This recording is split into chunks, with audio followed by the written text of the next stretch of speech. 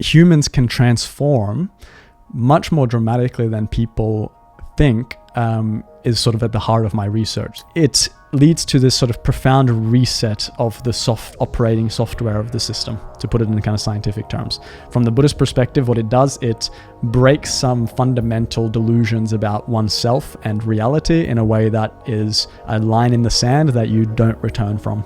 Ruben Laukkonen is an experimental psychologist and cognitive neuroscientist, as well as a long-term meditator. We talk here about the deep end of meditation, Ruben's theoretical work on the effects of advanced meditation, and what he learned about the mind from analyzing the brain activity of expert practitioners. We also discuss the permanent changes he experienced as a result of his intense meditative practice. And I felt so disillusioned by my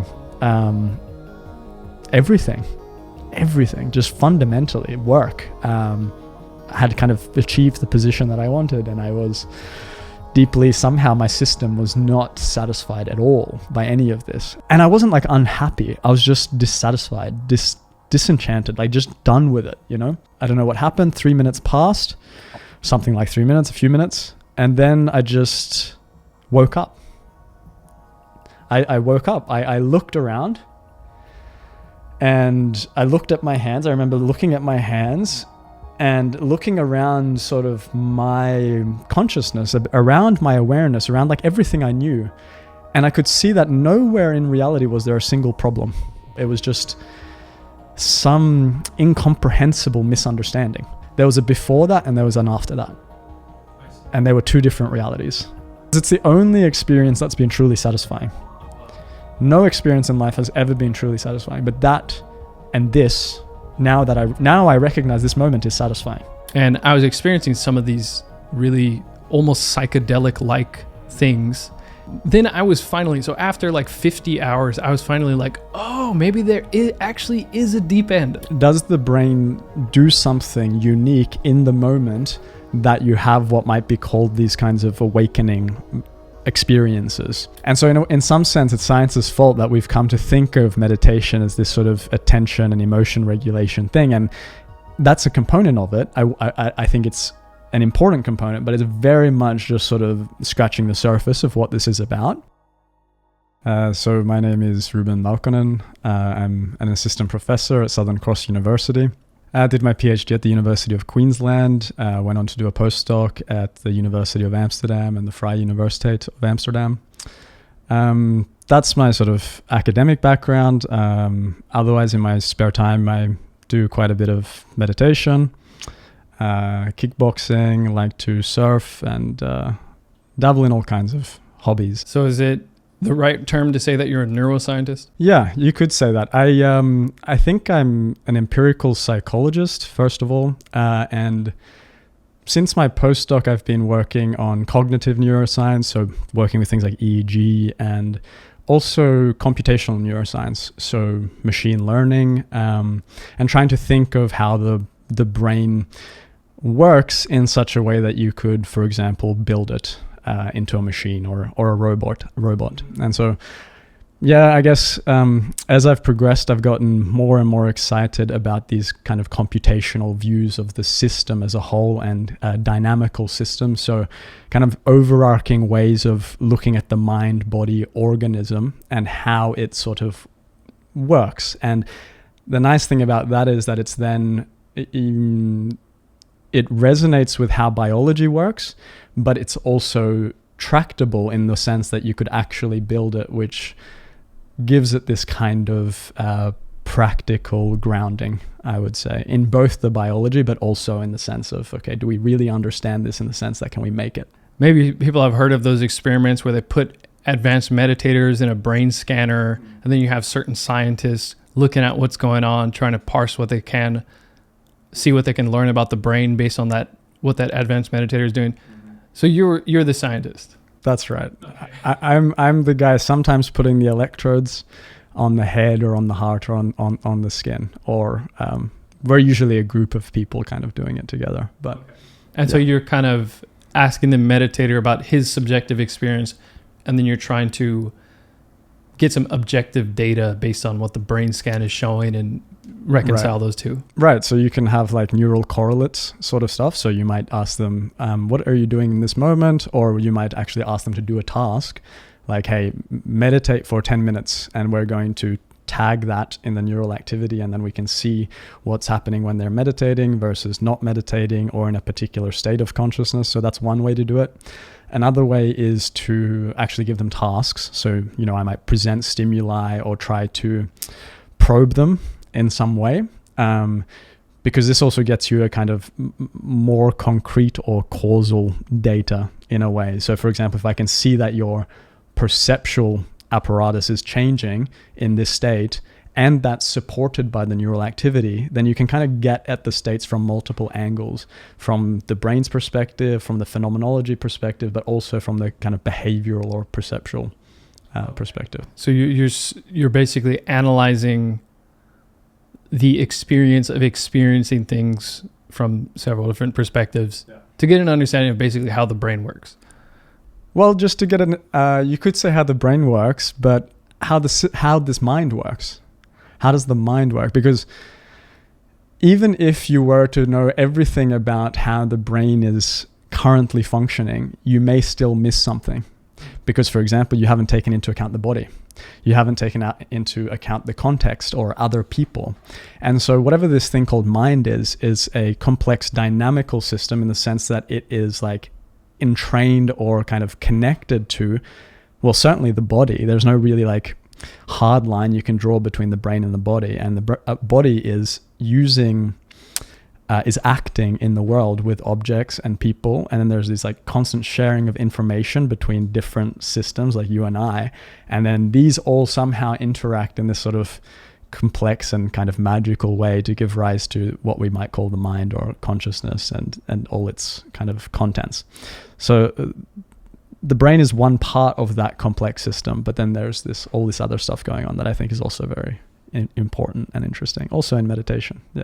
So is meditation and looking at these advanced meditators in your different studies, that is basically giving you more insight into how the mind works, say more so than, I guess the question is, why can't you just have a normal person come in, and then just, do whatever they're doing and then just say, okay, that's how the mind works. I like this framing because it points out that, for me as a scientist, I am a meditator, but I'm not there trying to prove that meditation works or something like that. But if you think about it and you want to understand like what is the boundary conditions of what is possible with this human mind and this human body, just like you would want to study athletes to understand how the body works, if you want to understand the possibilities within conscious experience and within the mind, then you would study people who have the highest amount of expertise in changing their consciousness from within. And so it reveals two things. It reveals how plastic the system actually is, and what are the possibilities. And it also reveals things to do with like health and well-being and how you can just transform the system in general. I mean, I didn't mention much about my research, but this idea that humans can transform much more dramatically than people think is sort of at the heart of my research. So meditation is one of those things that make people transform. Profound insight moments are things that make people transform. It seems like things like psychedelics are also having a lot of renewed interest and growing evidence that they create these moments of profound plasticity that cause change in the human mind. So I think like the overarching theme is like, especially these non-linearities in human experience, I find fascinating, that you can just like have one kind of mind in one moment, and then somehow with the right kind of conditions, both internal and external, you can have a new kind of mind emerge. Okay. I think that's fascinating. I think most people have the impression of meditation, it's like you sit there and you quiet the mind, and then you're like more focused and you got maybe more willpower, and you're not as you're like more calm throughout the day, so you can do your work better and you're a better CEO or whatever, which is great. But could you share something that might enlighten people on on like what the deep end of meditation is, what progress can be made in terms of stepping past the just improving focus or calmness? Like what else do you get from meditation, from doing really hardcore meditation? Yeah, and part of, I think, society's assumption that meditation is about kind of just calming the mind a little bit so you can, work better or feel a little bit better. Science is a bit responsible for that, like contemporary science, because, I think in the beginning of doing this meditation research, it was a kind of wild thing for scientists to do. It was kind of woo and edgy, right? And so when they wanted to get into it, they had to do it in a very sort of gentle way and frame meditation as, for example, just focus, or just being able to regulate your emotions a bit better, or focus the attention a bit better, and then, start there kind of thing, without scaring all their scientist buddies and losing their job as academics, you know what I mean? And you can read stories about some of the people who started meditation research, maybe in the 80s or 90s. This is what they say, that it was a kind of scary thing for your career, like you need to be really established. And so in some sense, it's science's fault that we've come to think of meditation as this sort of attention and emotion regulation thing. And that's a component of it. I think it's an important component, but it's very much just sort of scratching the surface of what this is about. And, a lot of of course, these meditation studies and these traditions come mostly from the East, things like Buddhism, things like Hinduism and Taoism. And so we've kind of taken this watered down version of it and then tried to study that. But the reality is, if you look at these traditions, what they're talking about is something much more profound.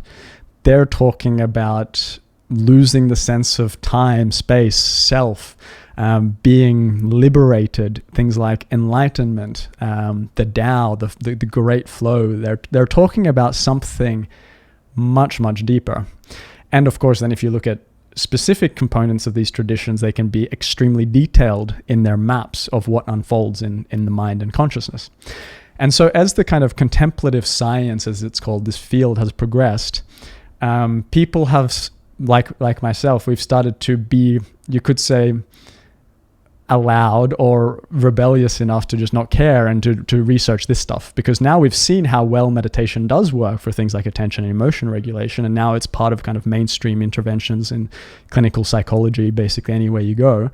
But then a kind of next sort of frontier for meditation research is to get into this deep end. And this deep end is kind of a huge rabbit hole. A huge rabbit hole. Yeah. So at the start, it was kind of akin to saying, I want to experience these so-called, let's say, mystical experiences, spiritual experiences that people can have, mind-altering experiences that people can have while meditating. If you were a scientist who wanted to investigate that, you were kind of like akin to the weirdo who wanted to see if LSD could be used as a truth serum or That's right. To put it into context, the kind of deep end of meditation, let's say, would you say that some of the insights and shifts in consciousness are akin to psychedelics, maybe less fantastical and picturesque, but do you see any sort of overlap? Is that a good way to kind of give people an idea of just how deep the deep end is, or is that kind of an exaggeration? The answer for me is yes and no. I think there's obviously a relationship between these two things. One of them is clearly that they alter our consciousness. They somehow change the mind in a dramatic way. And of course, there's some connection between the experiences that people have on psychedelics and meditation, because we got meditation to the West via Westerners taking psychedelics and then going to India and meeting these teachers and then bringing them back. People like Ram Dass, for instance, or Alan Watts and so on. A lot of these people started by having some profound psychedelic experience, and this revealed something about their mind to them that resonated with these traditions. So I think it's undeniable that some of the new states of consciousness or insights that emerge or the new way of looking at reality that emerges is somehow connected between these two things. I think that's the case. But I think meditation has a much more, specific goal, let's say, in most traditions, and that some of the more profound insights that happen on meditation are not easily or guaranteed to be attained, even if you take psychedelics like your whole life. That's my personal opinion. And then there's, of course, differences at sort of the biological or neural level between the two. And I think also an exciting path forward is research at the intersection of doing both, perhaps. Okay. Yeah. It sounds like the people who took the psychedelics and then got inspired to go and investigate meditation, they kind of got this, let's say, glimpse that there is another side to reality. When you're doing psychedelics, it's kind of like you have no idea what it's going to show you, but meditation is more like a more measured, like let's carefully, look around the territory and investigate it. And I can say something about this. So just as one example, I think there's many different kinds of insights that emerge. So you can have, for example, what I call content insights, in the sense that you can have novel ideas, like creative perspectives, an idea for a business or how to solve a problem or so on, right? It has like a specific shape or content to it that you can communicate. Those happen a lot on psychedelics. But also on psychedelics, you can have insights that are about like the state of consciousness. So you're kind of entering a new state of consciousness, or you're looking at something a new way, and it's perceptual and it's profound, and it has this novelty. So it also has this sort of non-linearity to it, but it's about the state of consciousness. Okay, but now if you think about what meditation is doing, you can also have content insights in meditation, new ideas. You can also have state insights. You enter a new state of consciousness. But even more profoundly, I think, with meditation is that you can have what I call process insights, in the sense that it's not that you're having a new idea. It's not that you're entering a new state of consciousness. It's that you're seeing the processes of the mind, it could be ideas or states of consciousness, with this meta-awareness, with this insight into how the mind is actually changing moment to moment. So for me, like, the contemplative insight is a kind of meta insight also into the psychedelic experience. So if you're bringing your mindfulness and your meta-awareness into the psychedelic experience, then the insight is not like the new ideas. It's like I'm able to see my mind and how it's processing information in the moment in a different way. And also seeing, sometimes it's called de-reification, decentering, but this capacity to see the processes of consciousness, the mind, as something that's happening and seeing how it's happening. And that kind of insight, I think, is quite different and is more unique, I would say, to the contemplative practices. And that's not to say that that can't happen on psychedelics.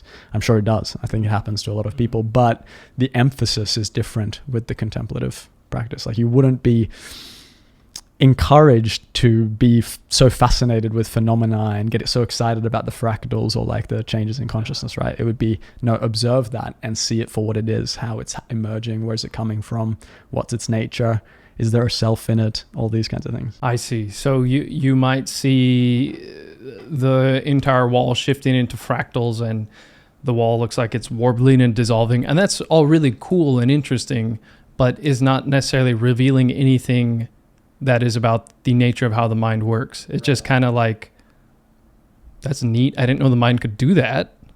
I don't know how it did that, but that happened. It was very interesting. But then meditation is more just simply watching the upstream and downstream processes going on in the mind of like, oh, this happens. And as a consequence of that, that happens. So for example, you might have a thought, and that thought triggers an emotion, and that emotion triggers an intention. And then an action happens and you scratch your leg. But then you can kind of clearly see like, oh, that these steps had to take place. Those dominoes had to fall. And then the action, I didn't just say, I must scratch my leg. It's like a... Right, exactly. That, and you can illustrate this distinction also by seeing that the contemplative meta insight about having an insight is, oh, I recognize that an insight has emerged in my mind and that it is also just a thought, right? So it sort of illustrates this distinction. Yeah. Okay. Do you think enlightenment exists? What is it? And 2 questions. What is it from your point of view? And is there anything you can share from the neuroscience point of view that suggests that maybe it is a phenomenon? And if it is a phenomenon, what happens during that phenomenon? Yeah, okay. This is a huge question, but I'm excited to try to talk about it. And I have to put on a few different hats here. Like I need to, there's my own sort of sense of what it might be as a kind of meditator and within my own sort of conscious experience and what I've come to interpret it as. Then you have these very clear maps of what it is, for example, in Buddhism. So you can define it quite clearly there because they have their own sort of conception of what it is. And then we can also talk about it scientifically. You know, what might it be scientifically? So I'm going to try to hold those 3 things in mind and I'll start with my own sort of sense. So my own sense is kind of informed by the Zen tradition, primarily. And that is to say that enlightenment is our true nature. It is just an expression about actually that which we all are fundamentally. It's pointing to this common source of how the mind and consciousness emerges, how the self emerges, and what the processes are, and particularly that layer of being that is shared among all living beings. To me, that layer, that space within which science emerges, that space within this conversation emerges, that space within Buddhism emerges, that space within Hinduism emerges, that space between all conceptions of reality emerge. To me, that is enlightenment. So this is my personal view on the topic. And then we can go to kind of a Buddhist perspective. And I think these are really interesting because they give us tractable scientific hypotheses. So for example, in the Buddhist tradition, you have the construct of stream entry. So this would be the first of 4 stages of enlightenment, and the 4th being arhatship, which makes you a fully enlightened being. And stream entry is characterized by a few really... So you're saying that enlightenment isn't just, you don't just go from off to on, you're not enlightened, now you're enlightened. So you're saying it's a progression. There's like a stage, you're a little bit more enlightened, you're a little bit more enlightened, and then at the 4th stage, you're fully enlightened? According to Buddhism, that's according to classical, canonical Theravada Buddhism, that's how it works. So that there's a bit of a transition from even canonical Buddhism to, for example, the Zen or the Tibetan traditions, where the earliest texts are kind of dated to about 500 years after the sort of canonical Buddhist texts. And there's less emphasis on these 4 stages, but you do see those stages expressed in different ways. For example, you have the Zen bulls, which is this famous illustration of the stages of awakening within the Zen tradition. And all these things kind of point to a similar progression, you could say. But it is most sort of, let's say, abstractly and concretely defined within the Theravada canonical Buddhist tradition. And within that tradition, you have these 4 stages, ranging from stream entry to arhatship. And they are meant to have very specific changes to the mind occur when they happen. Again, things that you can empirically test in the lab potentially. And that's actually what we've kind of been doing recently is trying to get at these enlightenment experiences. So now talking about, again, that deep end of meditation, this is really the deep end, and trying to see what's going on there. So you have investigated some advanced meditators who allegedly have achieved some or many of these stages of enlightenment. Do you find that their brain is indeed operating in a different way, or has the capacity to operate in a unique way when you investigate them in the lab? Yeah, so the question is more about, does the brain do something unique in the moment that you have what might be called these kinds of awakening experiences? Or specifically what I'm talking about now is cessation of consciousness, or it's called nirodha in Pali. But basically, this is something that unfolds in the moment of what I mentioned earlier with stream entry, which is that there's a brief moment of a complete cessation or absence or stilling of all the formations of the mind, all of the contents of the mind, all the thoughts, all the perceptions, all the perception of time, space, even consciousness, somehow is sufficiently, the mind is sufficiently deconstructed that it actually kind of briefly shuts down and reboots. And this shutdown and reboot is said to, and we do observe something that seems to indicate that this is actually happening, and I can talk about that more, but it leads to this sort of profound reset of the operating software of the system, to put it in kind of scientific terms. From the Buddhist perspective, what it does, it breaks some fundamental delusions about oneself and reality in a way that is a line in the sand that you don't return from. So you have this enlightenment experience, right, and then that person's brain, or let's say their mind, is permanently different. It's not just like something happened and that was really cool, I wonder what that was about, and then you go back to normal. You have technically induced a permanent qualitative shift in how the mind operates or how the mind works. That's the claim. Yeah. The interesting thing was how you were saying the different contents of the mind basically shut off. So I guess I'm understanding it correctly that basically you are aware of certain thoughts, and then you notice that your inner narrator goes away, and so you're just seeing like flashes of images, and then the images lose content, so you get in like less and less mental activity, to where you go from being aware of the lessening of mental activity to no longer even having the mental activity that comprises awareness. So there's literally like zero. So in that moment, is it like the person goes to sleep, or if the brain shuts off? I mean, that might sound to some people like they died temporarily. So, yeah, I just want to backpedal a little bit on this, because I think this is a really interesting point that we can kind of, I think, helps illustrate how this works, because we know, of course, that the mind can lose consciousness. So in that sense, it's not mysterious, right? You can take general anesthesia, propofol, you can have a high dose of ketamine, you can be in deep sleep. So the brain is able to lose consciousness, that's clear, right? But we haven't seen before that a human, in a similar way that like an animal might intentionally go into torpor or hibernation, can kind of shut down the processes of the mind or deconstruct the processes of the mind to the point where consciousness shuts off, right? And in our sort of theoretical work, we've shown how this maps on really nicely to the way that the mind builds like a model of reality. So the mind, we can say now quite confidently, builds a model of reality in levels of abstraction.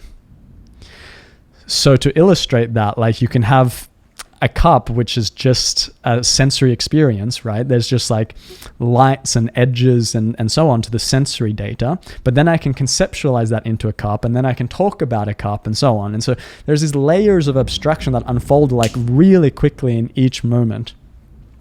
And then basically through this deep meditation, what seems to be happening is that you go through these levels of abstraction that are constantly being created in the moment, and you slow that down, you deconstruct it, you have the insight into how it works, and the mind lets go more and more deeply until it lets go of its processing, its sort of habitual creation of the moment, to the point where it just breaks down.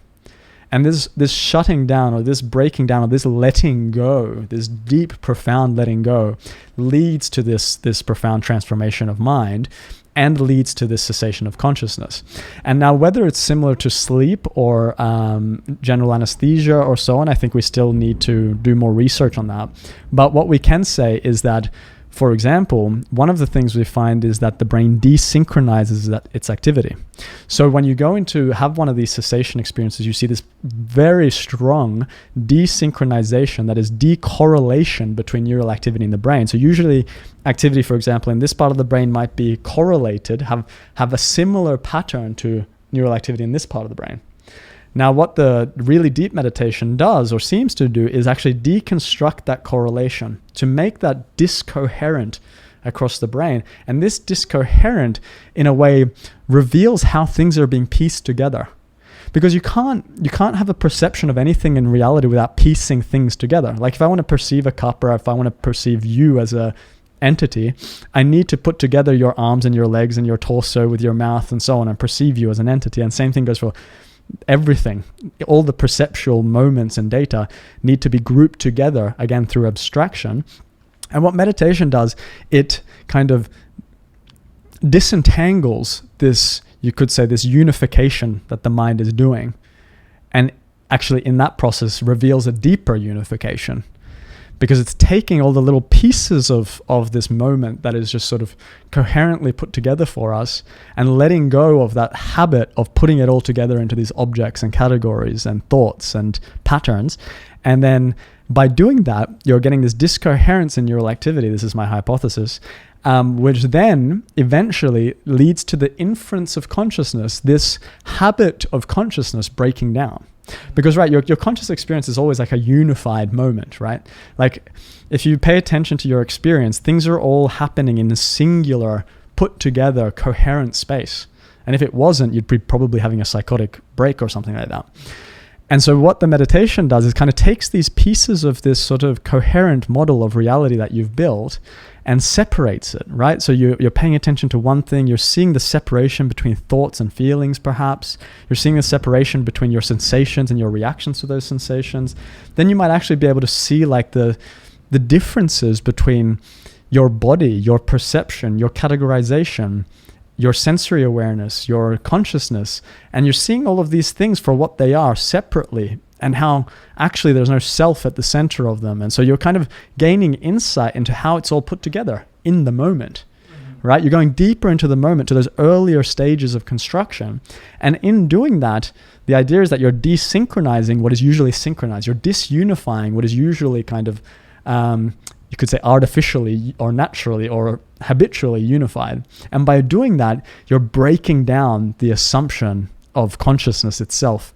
And then in that moment, the system is has its assumptions deconstructed, that this transformation occurs. And to allow that transformation to occur, the model has to shut off for a moment. Just like if you're changing the software of a computer, there's this moment where that change happens. And you can say that moment is a cessation or an absence, as this software kind of update or this model update in how the organism works occurs.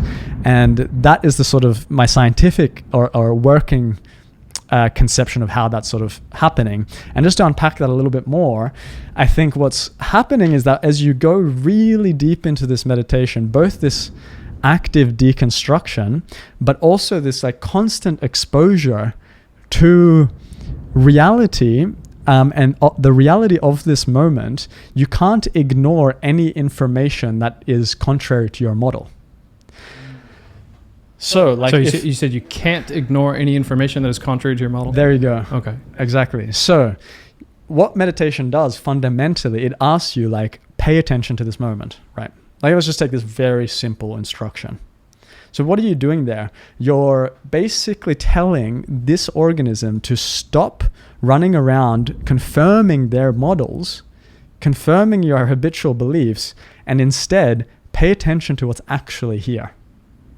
What's happening in the now.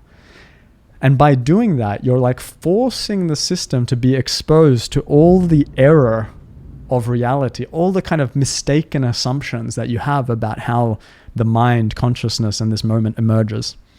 And so you're kind of forced to make contact with everything that contradicts your understanding of reality. And now if you make enough contact with these contradictions to your model, and you keep on being exposed to this, eventually I think the system comes to the conclusion that one has been carrying the wrong model. We've been handed down an evolutionary, a societal model of how this moment emerges, how reality works, that has assumptions built into it that when you actually look at phenomena, breaks down. And when that breakdown of that model happens, a new model emerges, and that new model, I think, is what we might call the first step of stream entry. We'll skip over the part where we've basically got a neuroscientist saying that there is no self, but I'll tell you that almost all neuroscientists will say that. Really? Oh yeah. So that I think this is also why a lot of scientists like Buddhism specifically, is because a lot of the basic insights, of course, they're experiential in the case of Buddhism, but they're intellectual in the case of science. They cohere very well, like the layers of the mind, or the fact that the self is a construction, that all perception is an inference of the mind. Like Buddhism will say that everything is a conditioned phenomena, for example. That means that everything that you perceive is conditioned by past experience in some way. Like you can't perceive a plant without having some experience with plants. Otherwise you'd perceive it as like this unfiltered raw sensory information that you don't have any label for or understanding of how to interact with it, or it'd be shocking to the system to see a plant for the first time, or like a elephant or something like this. But it's because of our past experience that we're able to categorize things and interact with them in a meaningful way. And we know that because we can have visual illusions, we can have auditory illusions. Anything in the mind that can happen can break down. The inferences, the predictions, the expectations, the learning of the mind can always go wrong. So it's clearly an inference. And we know that there are states of consciousness where you can have derealization, you can have depersonalization, dissociation, you can have people who believe that they don't have a self. So these things can break down. So the scientists naturally then conclude, well, the self cannot be real because it's obviously somehow being constructed by the system. It can change over time, and it looks different in different people under different conditions, and it can break down. And it can also obviously break down if you take enough psychedelics or you take enough drugs. So the empirical evidence for this fact that the self is a construction is overwhelming. For the concept that you are a self acting and that your actions have a self attached to them, it's just another pattern of mental activity, just like you have a pattern of mental activity telling you I'm thirsty. Exactly. Something like that. Okay. Exactly. And it has to be that way because everything that emerges in consciousness can change, can be messed with either by, for example, brain trauma, or again, like drugs or some other effect. So it has to be an inferential process at some level. Okay. And going back to the desynchronization of the brain regions when you're having a cessation experience and enlightenment experience, is it... I'm trying to think of a way to put it into like a picture. Is it kind of like when I'm talking to you, I have sound that I'm hearing, and there's a part of my brain that is hearing the sound, but there's also a part of the brain that is interpreting the sound and deriving meaning from what you're saying. But then there's also a part of the brain working in tandem with these other two that is looking at your lips to try and make sure that its deciphering of the sound is correct. And then there's another part of the brain that is trying to make sure I'm understanding your emotions, just so I can get a better feel of what you're saying, how you feel about what you're saying. So you have, listening to someone speak sounds like just one input, but it's actually, you have multiple different parts of the brain that are interpreting that. So then you get to a point to where you disassociate those to where it would be akin to getting to a state to where you're hearing someone speak English, but you can't understand it, and you're just hearing it as if you were hearing Dutch. Like it just like, those are noises. I don't know what the fuck that is. So. Right, exactly. Again, there's these layers of interpretation, and so you ground this beautifully. And just to again make that very clear, the input from the eyes goes to different locations in the brain to the input from the sound, and yet our coherent experience in this moment is connected sound and visual input of a face. And that goes for all your sensory experiences. They're all done kind of in this sort of parallel distributed way, but somehow they also come together again they're brought together in what's called integration hubs in the brain, where they're kind of pulled together, made coherent into these moments that seem put together and unified and clear, and we make sense for our adaptive action in the world. So that, again, it's this key process of inference, and these things can break down. So you can also have synesthesia. You can have people who start to experience different senses together, seeing sounds and so on. So you can see, again, like these processes of integration and disintegration that are always happening in the brain can always break down and are always kind of necessary for our normal consciousness and adaptive sort of action in the world. But they're built on assumptions that people are not usually privy to, right? Scientists, we know that this is happening. The Buddhist meditators seem to know that this is happening experientially, but most people go around assuming that things are just things that are just put together like that, and they really are that way, as opposed to that they emerge through a process of like complex inference and mathematical kind of putting together, that allows us to have this coherent experience. Okay, and so going back to what you were saying about the model, and the model kind of fails, or not fails, but you see the limitations in the model, and then it changes how you feel. So basically, another part of stream entry or an enlightenment experience or a nibbana experience is you have this model of how the world works, and then by desynchronizing these different parts in the brain or the mind kind of has to reconcile with the fact that its assumption of how everything is working is not necessarily correct, or its model is not complete. And then you finally get to a point to where you've desynchronized pretty much everything, and then you lose the awareness of awareness, and then you lose, like, basically there's like no perceptual activity happening. And so then the brain has to say, or the mind has to say, okay, if that can happen, then I'm like totally wrong about this. So we need to build a new model for how reality works, integrating that new fact that I got. And I've heard it, I think it was Jordan Peterson who was talking about this idea of you have this model of the world. And then say someone is married, they have a model of the world. They can't imagine in their model that their wife would say cheat on them. It's a very devastating thing. And so the reason it's devastating, or at least the way he puts it, it's devastating because your model of the world is utterly wrong. Your wife could cheat on you, and you could be subjected to so much pain from someone that you love so much. And so you're kind of like in this chaotic state. So then you have to make a new model, and it's very, very difficult, I imagine. But this is a good experience, or making a new model. Let me ground that in like computational terms. So this is how you would actually think about it in the way that you would build a robot, right? Like, so you have a certain set of priors or beliefs, and this is your model of reality when you put these things together. Okay, so you have this model based on a conglomerate of beliefs that you've learned through your evolutionary history and your developmental history.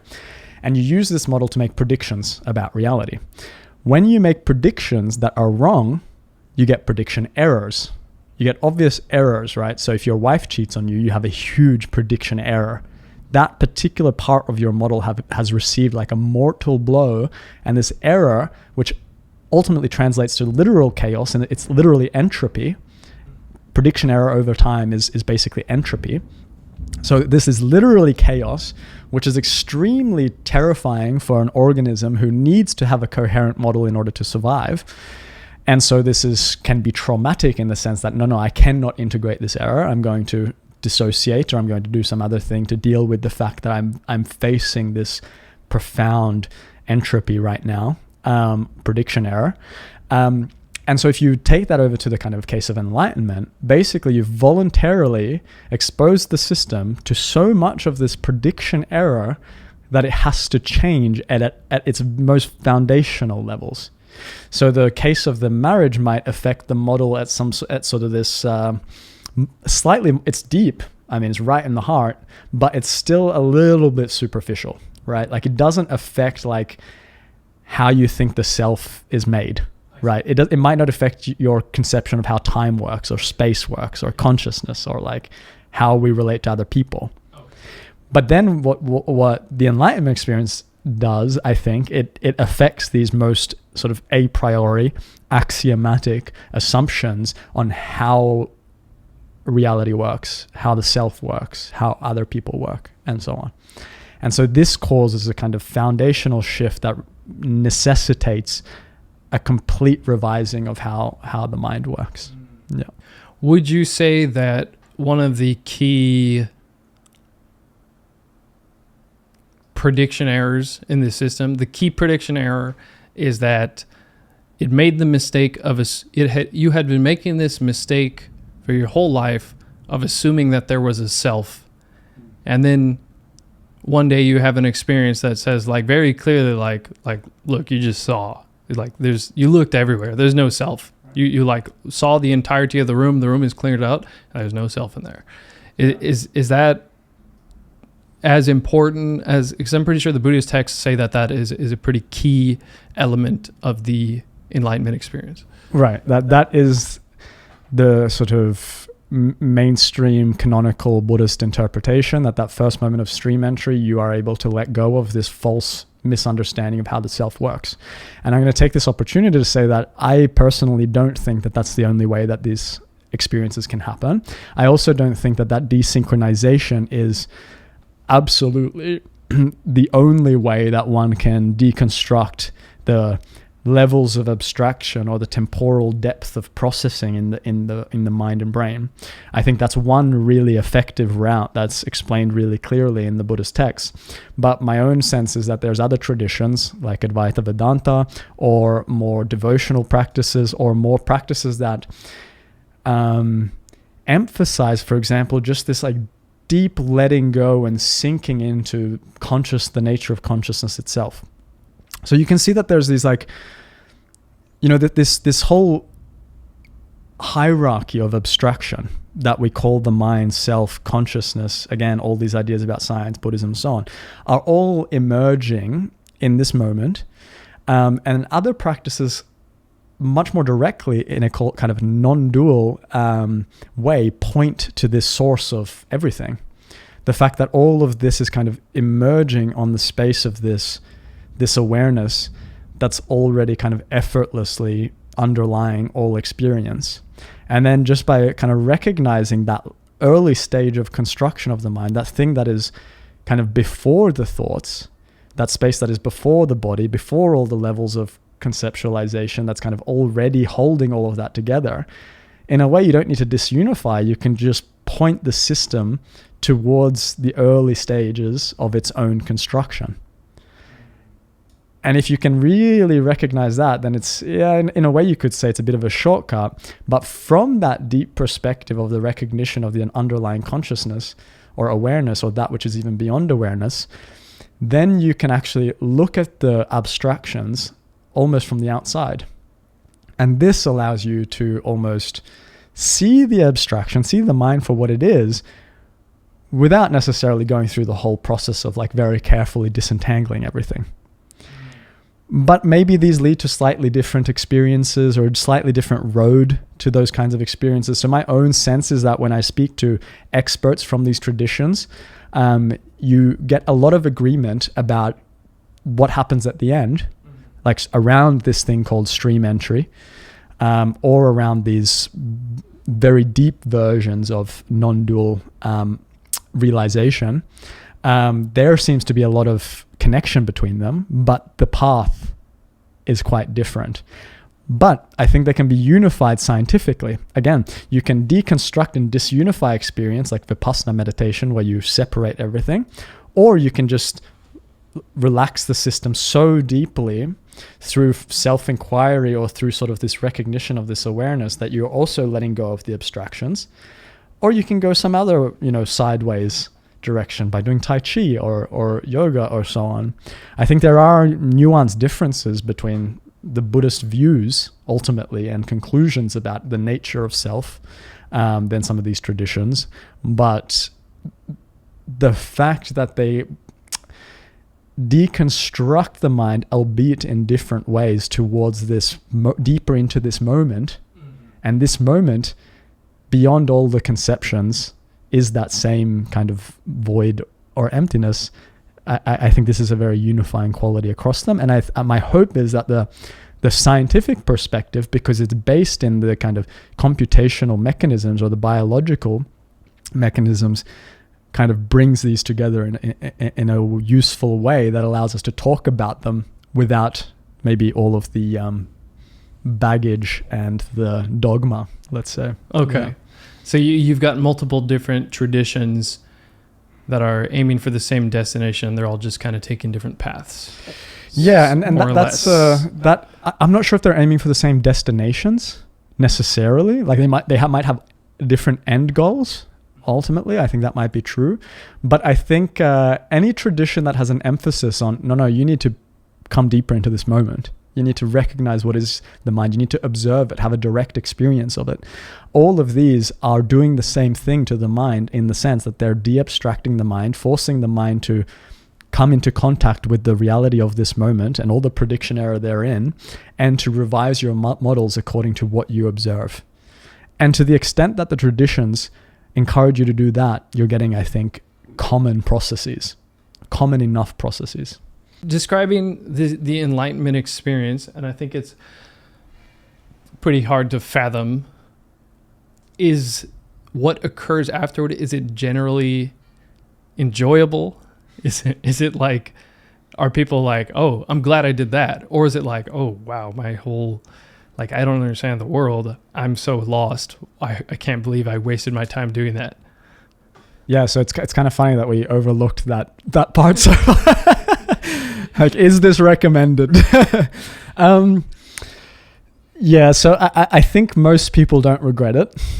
So I think that's a useful start. But I think and I want to frame this by saying that I don't think this contemplative path and deep meditative experience is necessarily safe. And I think there is a lot of good evidence that without the right structures or with certain predispositions, people can have really negative experiences and even get sort of semi-permanent damage in some cases to the mind. Does that occur leading up to the enlightenment experience, or are you saying that with certain people, the enlightenment experience, the cessation itself, can lead to negative effects? I don't know about the latter, but certainly on the process to that point. I don't think that I don't know of any cases where that's happened, where it's been a full reset of the system in the kind of stream entry kind of way, and they've reported experiences that they find extremely distressing. Though actually I do think that some of the symptoms that can emerge can certainly be extremely surprising to the system, and foreseeably those could be so distressing that one might, for example, seek some help with those symptoms. If, for example, they don't have a frame for the experience, a kind of interpretative lens. But I think the more common case is that someone who doesn't have experience with meditation goes on a very intensive retreat or something like that, and this gives rise to some experiences that they find really hard to integrate and are really troubling.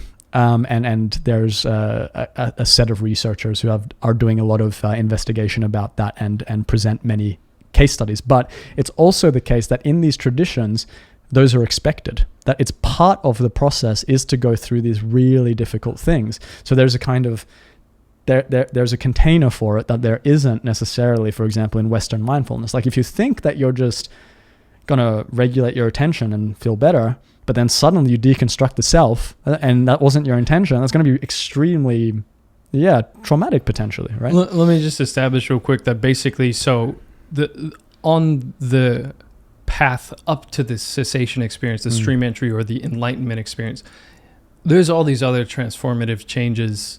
Absolutely. Or maybe like shifts in perspective, unique experiences that you never expected. So it's kind of a long path to the enlightenment experience, to the cessation. And sometimes those earlier experiences can be extremely dramatic as well. And so often it happens that people mistake these other really dramatic experiences for stream entry and so on. And you know, this as a scientist, I have to say there is a whole lot of interpretation here. I mean, who's to actually conclusively say that this is the stream entry thing? There's so many bizarre and unusual phenomena that can happen in consciousness that ultimately I think we have to hold these things very lightly. Like like any ideas. So, okay. So you might get somebody who hears about the concept of enlightenment or stream entry, and then they go and meditate and they have this fantastical, exciting, amazing experience. And they're like, well, I can't even fathom anything more fantastical than that. That has to be cessation. But it might be the case that there's still even more deconstructing, even more progress to make. A good heuristic is that there's always more. Yeah. Yeah. Okay. And so just to clarify, generally the potentially negative side effects that you're talking about generally occur on the path up to it. And it's just not that there are necessarily any cases, not that it's impossible, but there aren't really any cases known of someone actually achieving the Nibbana experience and coming back and being like, that was terrible. Not that I know of, but it is an empirical question. I think the Nibbana, if you have the Nibbana experience, I think from my understanding of it, then no, like that's not possible because there is no mind.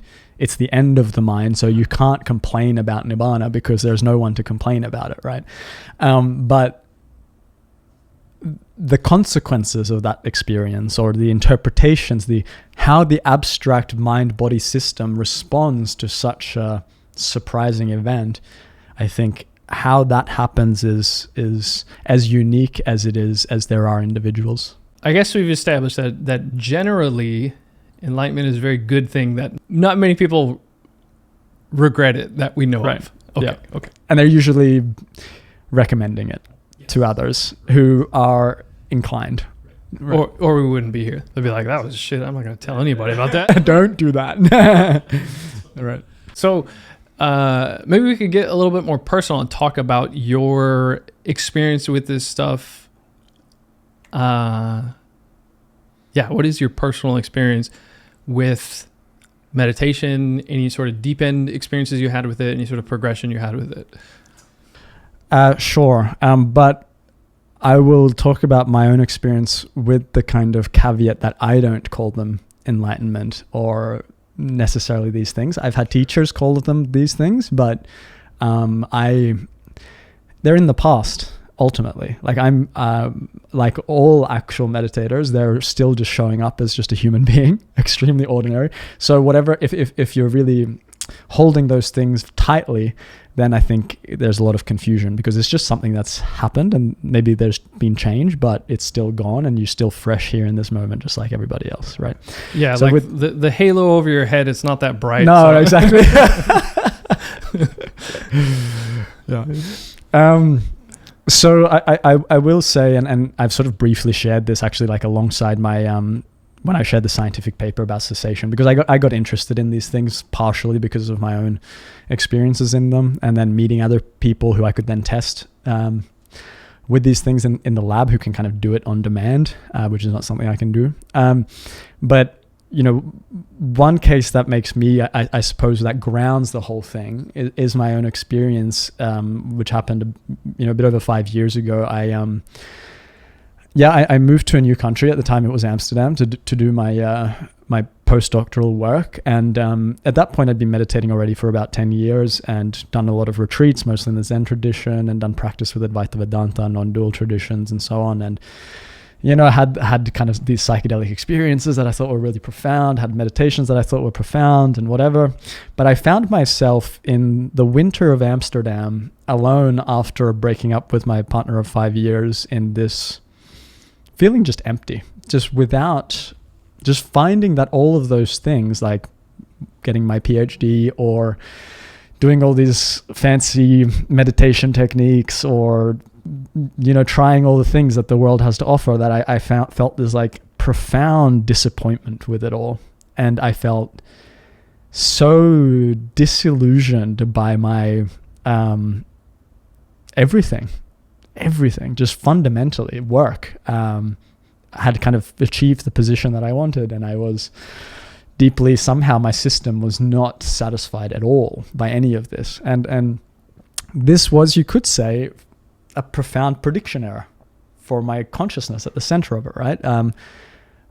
It's cliche kind of, like everyone is told that these things work, and then you find out that they don't work, and then it's this existential sort of doom that unfolds, but it's very real when it happens. It's sort of deathly real. And for me, I didn't know what to do at that point. So I turned to the one thing that I had been trained to do, but hadn't done earnestly, I realized at that point, which was the meditation practice. I'd always been going for some sort of experience or some sort of self-improvement or something like that, like trying to attain enlightenment, but it wasn't truly earnest. It didn't have this like deep, like this is real now. You know what I mean? I still had these hopes and desires for the practice. It never felt like you truly needed it before, and you finally felt like, I need this. No, and not that I need it. I need whatever I'm experiencing right now to end. I need to. It just like felt at the center of my being that like it had come to like this burning precipice where I needed it to stop or die. I don't know. Like not that I was suicidal in any way, but like it was that real. That is to say that that intention was so profound. And so then I spent a couple of months with this intention, basically just doing the one thing that I had been told might work, which is meditation, but with this intensity and this earnestness, this kind of authenticity that I'd never had before. And so I basically maintained this, you could say, stream of meditation 24/7. Like in any moment that I had the opportunity, even though I was doing my scientific work at the time, I was meditating. I was inquiring into myself, into the nature of this moment, and I was paying attention to the moment, and I was trying to find truth in this really sort of, in a fundamental sense, in a kind of basic sense. And so this went on for a few months, and I felt better. I felt my mind clearer. I was accessing interesting states, and all of this was kind of cool. But I came home one day from work, from the university, and it had just come to an end, and I just couldn't do it anymore. And I just decided in that moment that I was going to sit down and I was not going to get up until it was over. Like it was just this like deep sense that the suffering I was undergoing and causing myself needed to end. And even more profoundly, I felt the sense that all the suffering that I'm causing to others somehow needs to end. So there was this sense that there was this dissatisfaction or unhealthiness all over my reality, right? And I wasn't like unhappy. I was just dissatisfied, disenchanted, like just done with it, you know?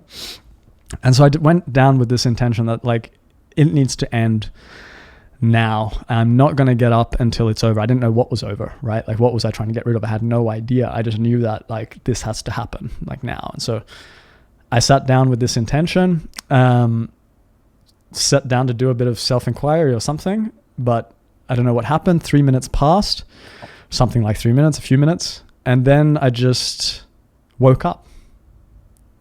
I woke up. I looked around and I looked at my hands. I remember looking at my hands and looking around sort of my consciousness, around my awareness, around like everything I knew. And I could see that nowhere in reality was there a single problem, that there was no problem to be solved, that like the whole drama of spirituality, of work, of being a human, whatever, it had all been a kind of dream. Not that I couldn't like remember the details. Like I could of course recall things, but I just couldn't see any issue with it, any of it.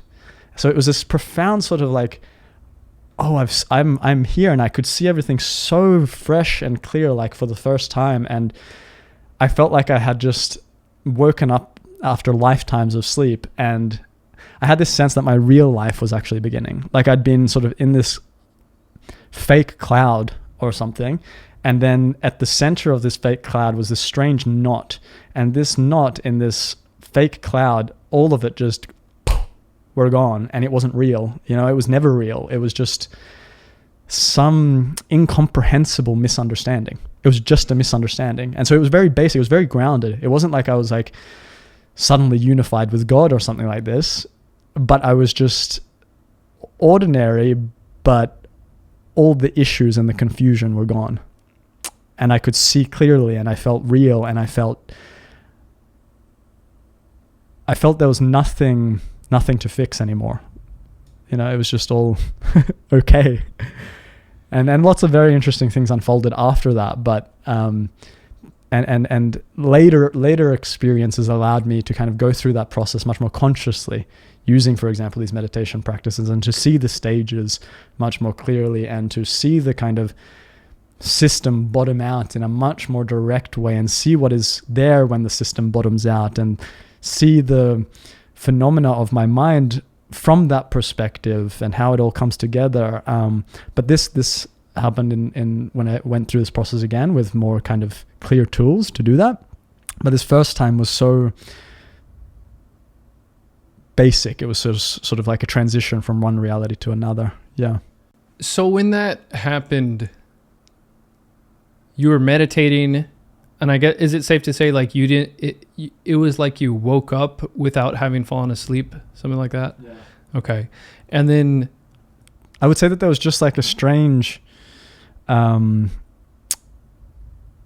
don't even want to say gap. There was just a line a threshold that was crossed, and there was a before that and there was an after that. I see. And there were two different realities. Oh, interesting. Okay. It's like, it's a cut. It's just a. I see. So it wasn't like if we were to put it into the analogy of a film, Yeah. you know, like a video film. Right. It's not that there was 3 frames that were blank. It was that 3 frames were just edited out. So you just see like. Right. Yep. I skipped from one place to another. Later on, again, when going through this process again, then you can see between the frames, right? Like I don't really like that frame, because I feel actually it's too digital, that way of looking at it. For me, it's much more organic. It's much more like you're seeing into the source. You're seeing into the basic nature of all of it, right? So it's not digital for me. It's heart centered. It's deep. It's in the core of our being, beyond the core of our being.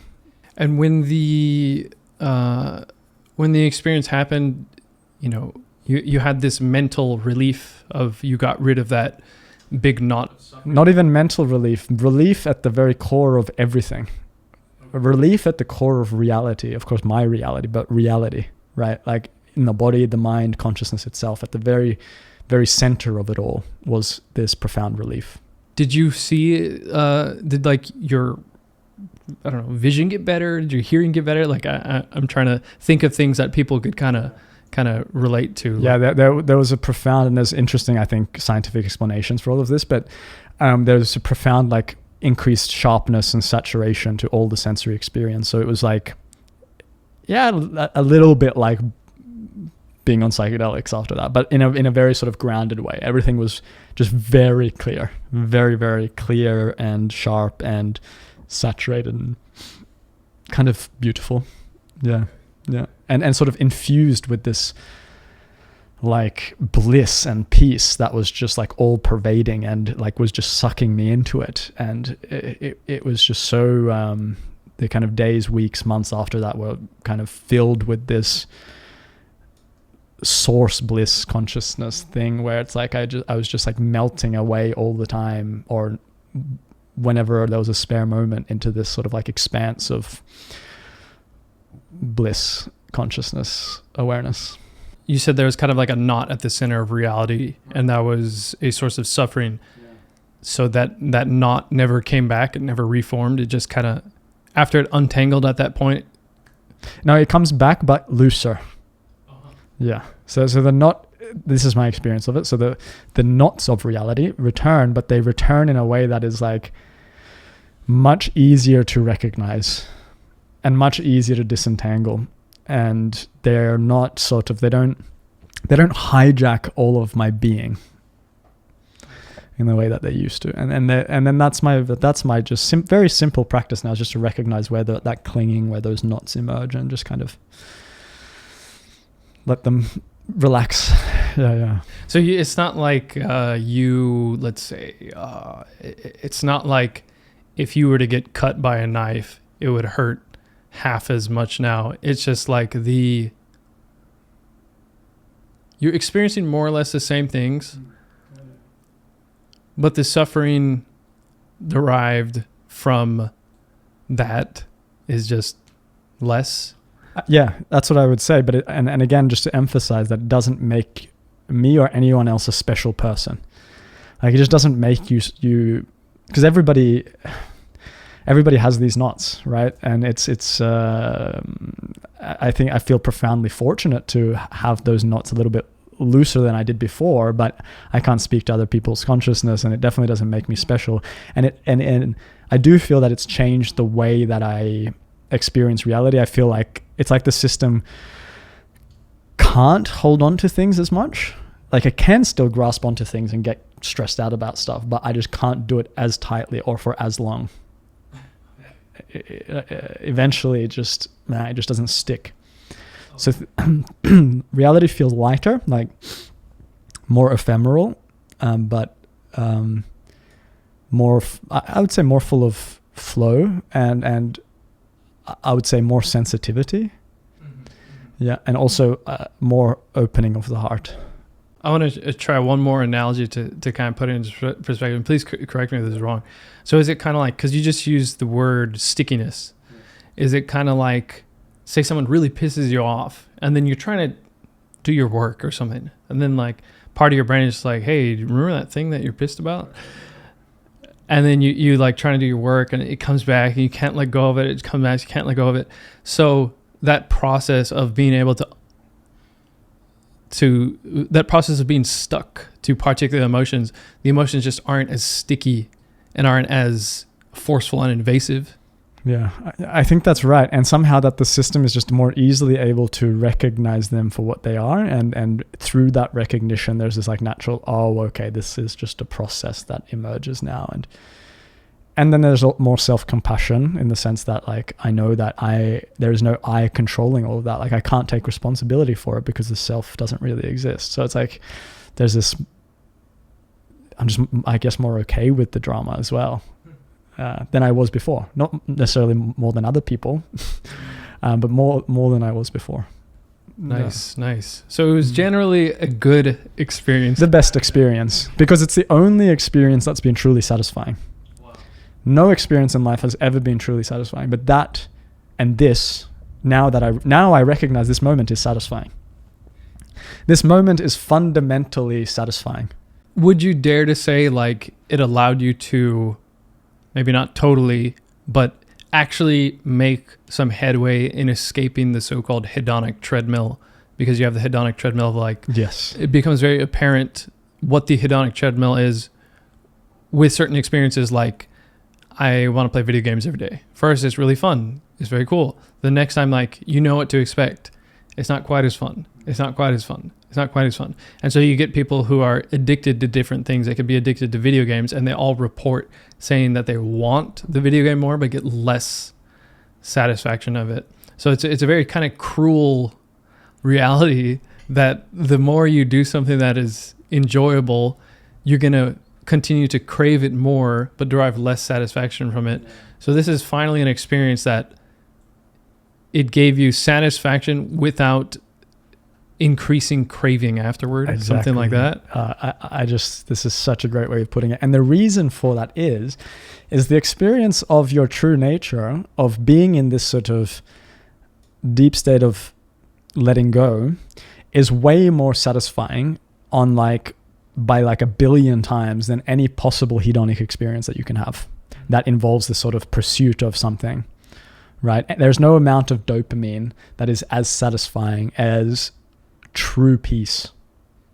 Yeah, and that true peace is our inherent nature if we just let go of the kind of patterns of existence. And those patterns are there because they need to be in order to keep us evolutionarily pursuing things that keep us alive. Like, they're ingrained for very good reasons, but they come with this real dark side, which is this sort of perpetual craving and suffering, because we need that in order to crave for the food, to crave for the sex, to crave for the procreation, for all of this, for the status and so on.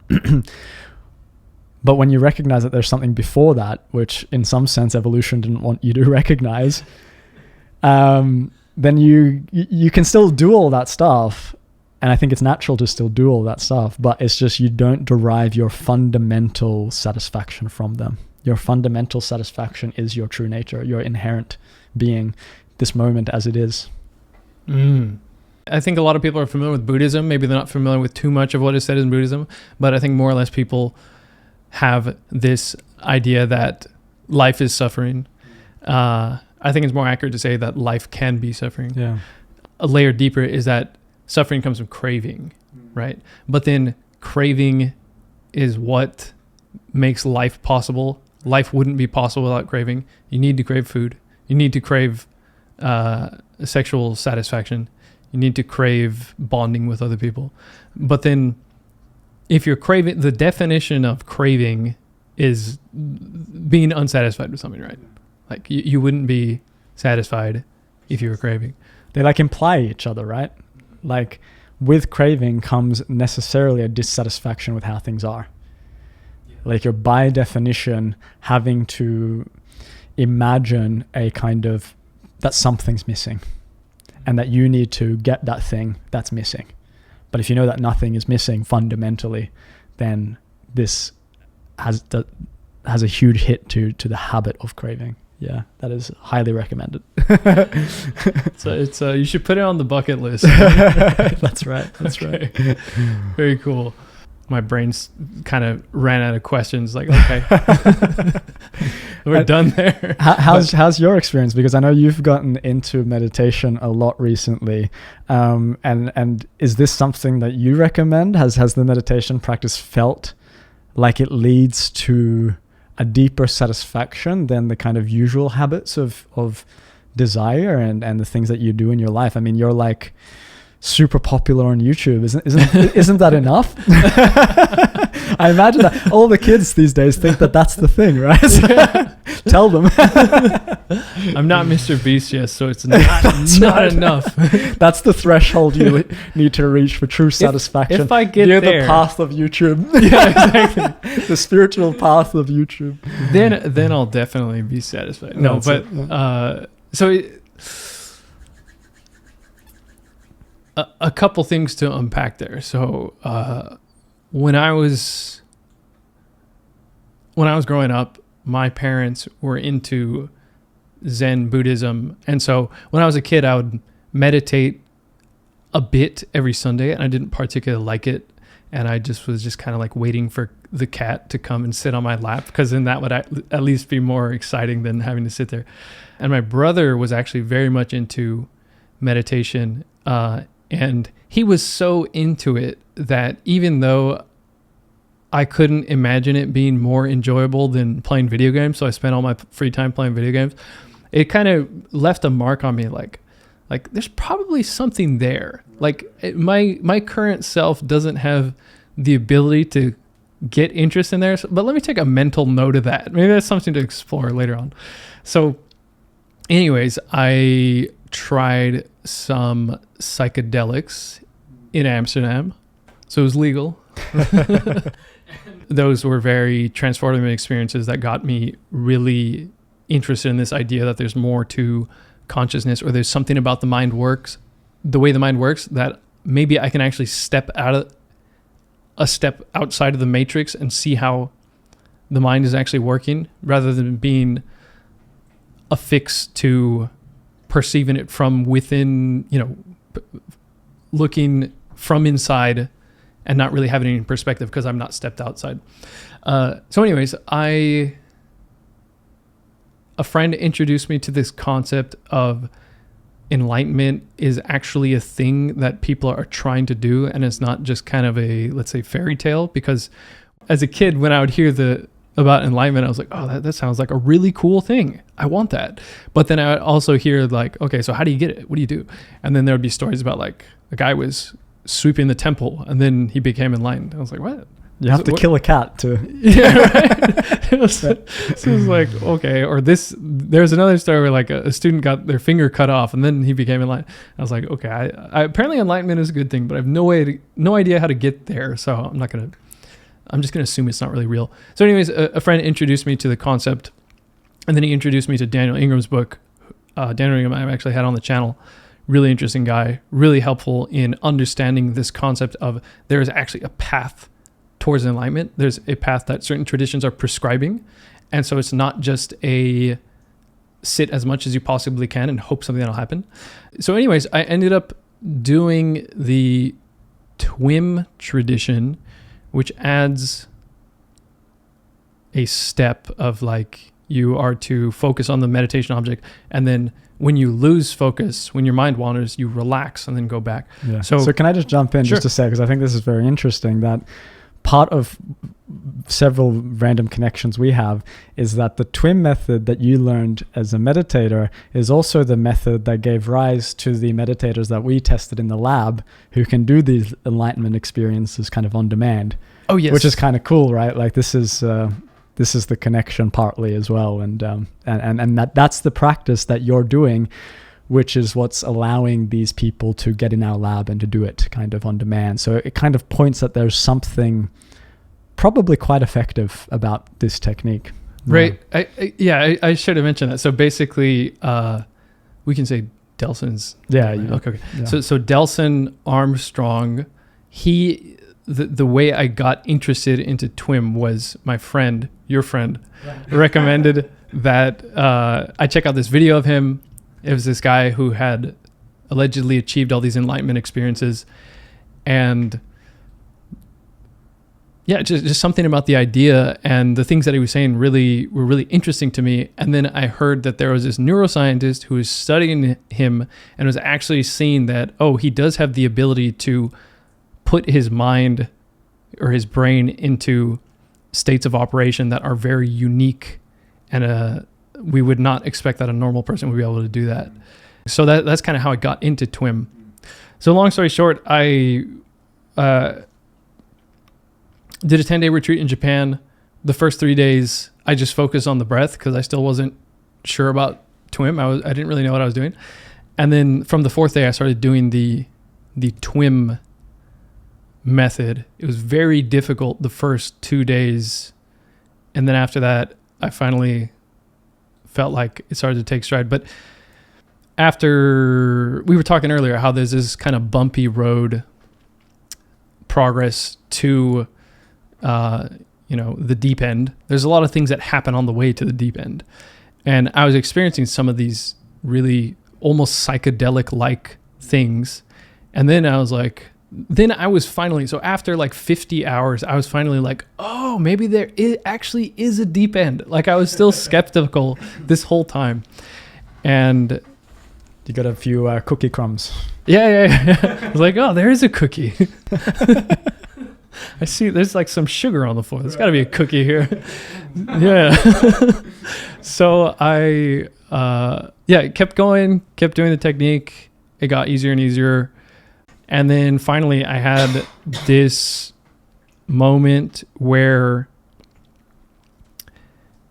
it was kind of like, it was interesting that you were saying that your experience was disenchanting. You felt this disenchantment with everything. And that was what led you to be like, I want to get to the root of this disenchantment and make this suffering stop. Because mine was more at, let's say, a micro level. Like I got to this point where it felt like my thoughts had slowed down quite a bit, and they were just, I was like watching, whereas normally you have all this mental activity and all these thoughts like flying by at super high speed, like you're like watching cars on a freeway. But then suddenly it was like I was watching cars move at like 10 miles an hour, and I was just observing the thoughts and the little patterns of mental activity, like, oh, I'm thirsty, or like, oh yeah, that plant, I need to water my plants, like little things. But they were coming up so slowly that there was a lot of space in between them, and I could see that they would occur one after the other, and one would cause the other one to occur. And then things got so slow and so boring that I was like, when it first happened, it was like, oh my God, I can like see my thoughts arise. But then it got so boring that I was just sitting there like, now what? Like, okay, what do I do? This is dumb. And so it was like the equivalent of like staring at the wall. My eyes were closed. It was the equivalent of like staring at the wall during physics class or calculus class, and you're just like so bored. You're just like zoning out. But I was zoning out in the mental space. And then I had this experience of basically waking up without having fallen asleep. There was some really specific imagery that was happening in my head, it was like me floating away from a cliff face in a really dark cave, and there was like this specific blue light, and I heard a voice. It didn't say anything amazing. It was just like, "Hey, where's Joseph?" And then, Where's Joseph? Yeah, where's Joseph? And then I did hear a flickering, like blink, blink, blink, like it was like a fluorescent light flickering on. And then this moment of like confusion of like, what is going on? And then I finally opened my eyes, and as I opened my eyes, I kind of made this huge exhale, and I closed my eyes, I fell forward, and then I just felt this like massive sense of actual physical relief, like the best back popping you can ever imagine. And then, I looked around, and the room was finally quiet, and I had never realized there was this loud rock and roll radio playing in the background, and then somebody finally turned it off, and you're just like, oh, I needed to turn that off. I never turned it off. So it got really quiet, and then everything was like really saturated. Colors looked brighter. I could hear things more acutely. And yeah. So what I'm hearing is that you would also recommend meditation. It was, if only for the back massage. Exactly. Yeah. If you got back issues, I definitely recommend it. But yeah, it was also this real satisfying feeling of like, oh, everything's going to be okay. Yeah. Rather than having this latent feeling of like different parts of my body or mind or mental activity saying like, hey, this bad thing is going to happen, or something bad is going to happen to us. And it's just all just like, oh, everything's okay. Yeah, that was very magical. And there was a permanent shift that maintained up until now. But now I feel very ordinary. I don't feel like I'm walking around and I'm just amazed by everything all the time. I don't feel like I'm floating on there. I feel like really ordinary, but it's like I just kind of, let's say I'm a third person video game character, and I was always this third person video game character who was like viewing, playing the game with the camera at this angle, and then the angle just moved over here. So it's the same game, and the characters is the same character. It's just like got a little like oh, there's this angle. So sorry, that was a bit long. No, it's excellent, and I think it's really just useful for people because we've been talking a lot about science, and I think we can also go back and talk about some of those things, like what's actually happening in the brain when this happens. But it's really useful to put it in a first-person perspective, and also as a scientist, I think this is the ground of research, because what we're investigating when we're investigating the mind is subjective phenomena, right? Like if we want to know how the mind works, where what we mean by the mind is these experiences, this conglomerate of experiences that I'm having as a human being, right? So it's always grounded fundamentally in subjective experience. Like that's what we want to understand. And so to talk only abstractly about meditation and some of the experiences that can unfold, I think is to miss the thing that we're actually studying. And this would be why I think you want, in a lab, for example, both people with meditation experience and potentially without, so that the people with meditation experience, if you don't have meditation teachers around, can kind of ground the research. Like, this is actually the phenomenon. No, that is not the phenomenon. I mean, it's hard to study. Also because how do you identify expertise? How do you identify someone who can actually do these states on demand if you have no idea what they actually look like? Like, how do you know that you're not just dealing with someone who's kind of delusional or had a big psychedelic trip or whatever? You know what I mean? And it's a really tricky space in this regard. Yeah. Okay. Earlier, I brought up Delson Armstrong. Can you tell us more about your experiment with him? What did you do? What did you ask him to do? What did you notice about his brain? Is his brain actually different? Yeah. So sort of at the beginning stages of this research. So I would call these preliminary results. And it's also a useful opportunity to make a distinction between nirodha, which is this sort of cessations, these sort of cuts in conscious experience that we've been discussing, and what's known in canonical Buddhism as nirodha samapatti. And nirodha samapatti is this sort of extended cessation. Not only is it extended, but it's intentional. So there's this like capacity that one develops as a like highly expert meditator, where you can choose to deconstruct your mind and go unconscious at will and for a predetermined length of time. So when I first heard about this, when we all first heard about this, we were all like blown away and very skeptical, right? Because how can somebody choose how long to turn their consciousness off? And like, what does that even mean? Like, and he claimed to be able to do this up to 6 days. And this is also what's talked about in the classical text, is not to go longer than 6 days, because then it might get risky for the body, which makes sense as well.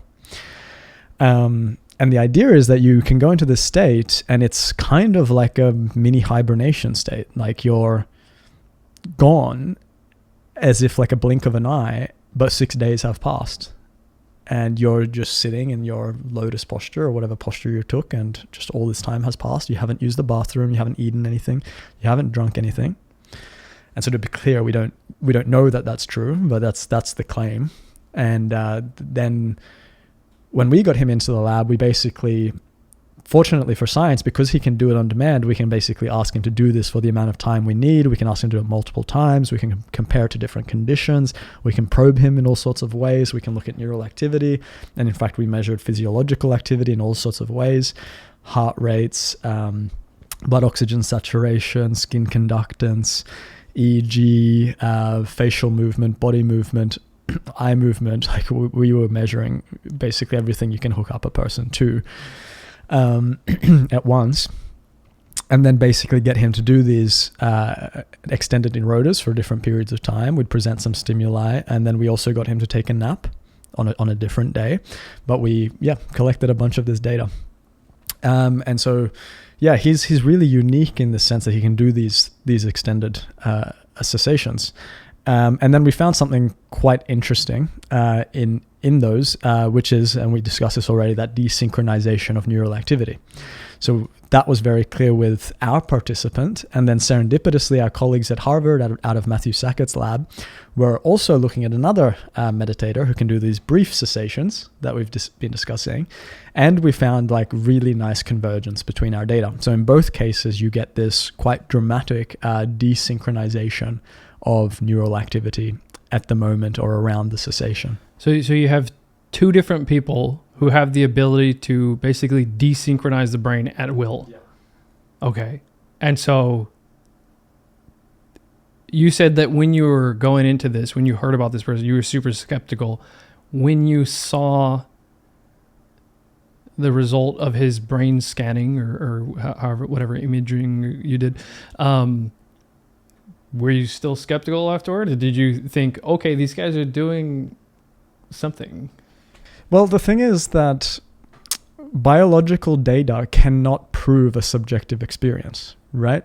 So the subjective experience is the subjective experience, and there's nothing that we can find in the brain, besides like everything shutting off completely, which means death, to prove that, right? But we see this interesting evidence that coincides with, for example, what you see with general anesthesia when you give people, when you turn them off to give them surgery. So you see some like commonalities in the neural activity, but no biological symptom, again, except for something that looks like death, which didn't happen. The signals remained present, but we saw these alterations to the signals, could prove the subjective experiences. So in some sense, we always are stuck with the primacy of subjective experience when it comes to these kinds of things. But what we can see, and I think we will see as more of our data comes out, is that the state is very unusual given its biological signatures. And given that it's very unusual, I would say this lends support that something unusual is occurring, right? I can't say that this means that he's actually turned the thing off. I think what we would need to do then is like electrocute him a little bit maybe, or do some of the kind of old dodgy psychology they used to do back in the day. But I would like to do some kind of testing that would try to prove this. And it's not going to be a biological marker per se, but it could be biological reactions to some sorts of stimulations, things like startle responses, or these kind of very basic habits of the system.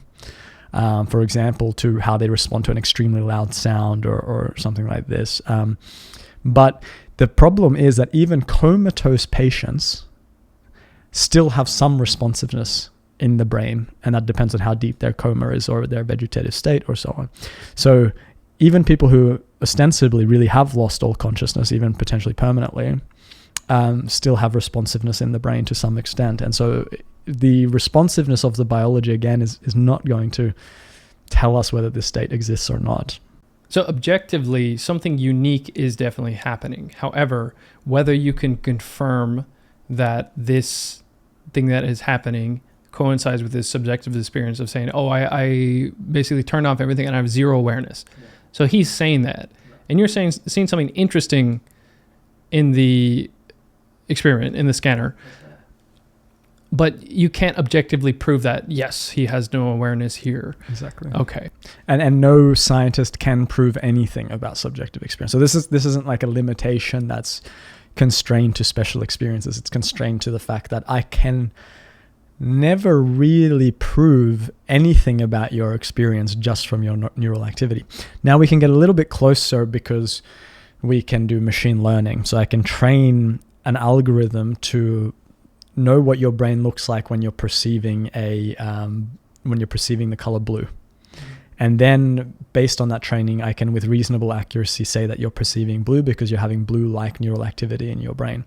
But it might be hard to dissociate from when you are imagining blue or something similar to blue, or you're just thinking about color or in a different context and so on. And so it's very tricky just from any biological data to know what is happening subjectively with a person. Though the fidelity at which we can do that is getting kind of scary. Okay. So technically you could have somebody you could be measuring their neural activity, and you could look at the objective data and say, this person is clearly terrified. If the person says, no, I'm fine, then, throw the data out. Exactly. The ground is the subjective experience. Like the data can be saying that you're perceiving blue all at once, but if you're like, no, I'm not, the data's wrong, right? So the ground is subjective experience. Fortunately or unfortunately, yeah. You had him do the cessation experience, and you also asked him to take a nap. Yeah. Was there differences in that? Do you suspect that maybe he just kind of went to sleep when he did the cessation experience? Do you have any reason to suspect they're different at all? So I have a really nuanced explanation about that, but to put it simply, definitely we're seeing stronger effects in the cessation than in the sleep. And some of that data we haven't isn't out yet, but we'll see that later. But there's also the issue of like it's quite tricky to know when somebody's actually asleep as well, right? Again, it's anchored in subjectivity. So he said he was asleep when we did the measurements, and we had some biological indicator that he was asleep. Like you get rolling eye movements, for example. So your eyes do this funny thing just as you're about to fall asleep, but this is only before like early stages of sleep. So you have also these sleep stages, which you need to score based on particular neural activities. And it's a very subjective thing. Like a person has to score the neural activity. And so, we have some of those indicators, not all of them, that indicate that he was having a nap, and he did say he was having a nap and fell asleep and all of that. So that's what we have. And then we have the cessation, and then we seem to see that the cessation is a deeper, let's just say heuristically shutting down of the system than was the sleep, which would make sense given that there is no sense of time having passed. There's no way to wake someone up when they're in cessation, ostensibly. Whereas in a nap, of course, you can be woken up, you have a sense that time has passed and all of these kinds of things. Yeah. Let me, because I've actually spoke to Delson before. I went to a retreat in India and I got to meet him. Mm-hmm. Very cool guy. I asked him about sleep, actually. I was asking him what, do you still dream? And he said, no, I don't dream. And he said that when he's fallen asleep, it's like he is still aware of the process of sleep. And so he says that he can watch, I hope I'm describing this properly, but from what I remember, he said he can like watch his brain go into different flavors and different levels of shutting down. So he can kind of be like watching himself sleeping and be like, oh, that must be light sleep. That's got to be deep sleep. Or, oh, this must be REM. And the other thing is, in the experiment, wasn't it something like he said, okay, I'm going to enter cessation after 15 minutes. And then like exactly at the 15-minute mark, his brain was just like, is that an embellishment? A little bit, but basically, no, I mean, that's partially true, but that data is still being analyzed. But what we did see is we told him to go into cessation for 90 minutes. And we said, you're going to have 10 minutes to get into that state, but we want you to come out at 90 minutes. We're not going to tell you when 90 minutes has passed. Since you can ostensibly time yourself, then you should come out at 90 minutes. And this is in a footnote in our paper. But basically, we just observed his eye movements and other sort of physiological indicators like heart rate. And what you do see is that after that 90-minute period has happened, you see pretty much precisely at 90 minutes, his eye movements come back online, his heart rate increase again, his breathing rate increase, and then he reports that he's now awake. So that's pretty interesting because there's no signals anywhere about what the time was. He was in a room with the bed by himself. We were outside of that watching him through cameras and all of that. So that's fascinating. And it seems mysterious that someone can time themselves doing these things, but of course we do sometimes wake up when we intended to wake up, and somehow we have these circadian rhythms and we have bodily rhythms. So the system is very good at inferring things from rhythms. In some sense, we're inferring everything from rhythms of activity, from regularities of activity. And so time is no different than that. So if you're inferring things of regularities of changes of certain rhythms in this organism, you can foreseeably, unconsciously know how much time has passed in order to re-engage the system, just like you would like waking up out of sleep. So I don't think you need any kind of mystical process there precisely. I think there's biological explanations for why that happened. And I got curious about this, so I started to do a little bit of like just practicing my meditation about, okay, I'm going to do half an hour and like see how close you can get to half an hour just by listening to my body. And I was really surprised about how accurate you can be with that. Wow. Yeah. And so among like these effects of, for example, being able to time, I think this is one of the really kind of fascinating things about it. But another really fascinating question about cessation and neurodiscernapati, especially these longer cessations, is like, why do we have that biological capacity? Right? Like evolutionarily, why do we have that? Why is our system constructed in such a way that we do this? Why do they go in caves to do this? Like hibernating bears? There's all these like funny things. So like when I was first talking to Delson about this, I was living in Amsterdam with my one of my best mates, Igor Jakovic, and he's an archaeologist, right? And so he overheard my initial conversation with Delson and a few other professors while he was explaining all this wild stuff to us. And I was sort of like, wow, this is impressive. And his descriptions were really resonating with also my scientific understanding of how things are constructed in the moment. And anyway, I got off that call and my friend, he goes, man, that sounds like hibernation. Initially, I dismissed it. I was just like, no, come on, that's not it. Anyway, it sort of like started with percolating in the background, and then like another co-author of ours and a great meditation teacher, Hank Barendrecht, he also independently proposed the idea that this looks like hibernation. This is someone who also has a lot of experience with all this. And yeah, with these two suggestions and more reading, and start to read a little bit about torpor and hibernation, and just again some of these funny synchronicities, like they do this especially in cold climates. Meditation seems to be a bigger thing, like this, and the caves, and it just started to like have these funny coincidence. And again, this is more sort of like a fun route and way to kind of begin thinking about this, like also to think about meditation evolutionarily, I think is fascinating and kind of overlooked. And in the cessation context especially.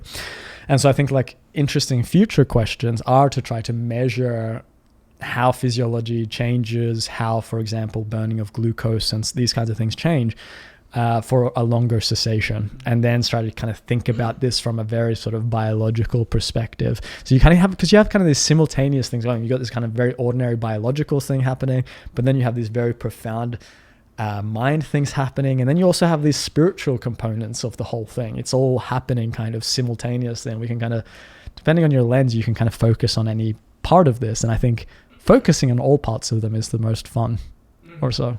Yeah. So two things.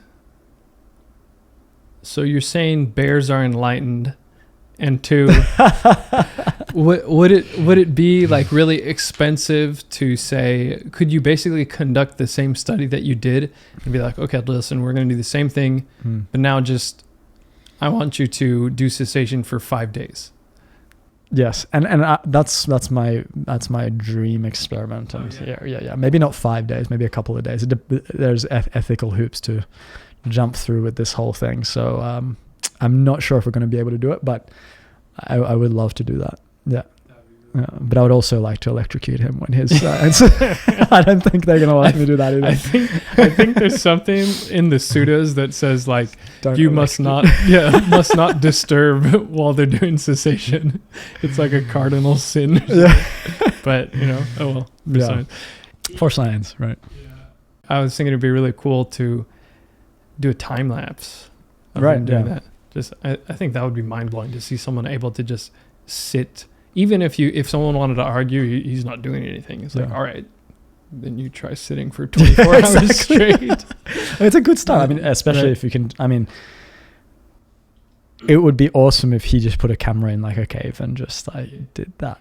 But it's kind of, I think, energetically or with the Buddhist ethics, it's kind of, it can be tempting to seem like those are the types of things you do for the wrong reasons. So I can also see why.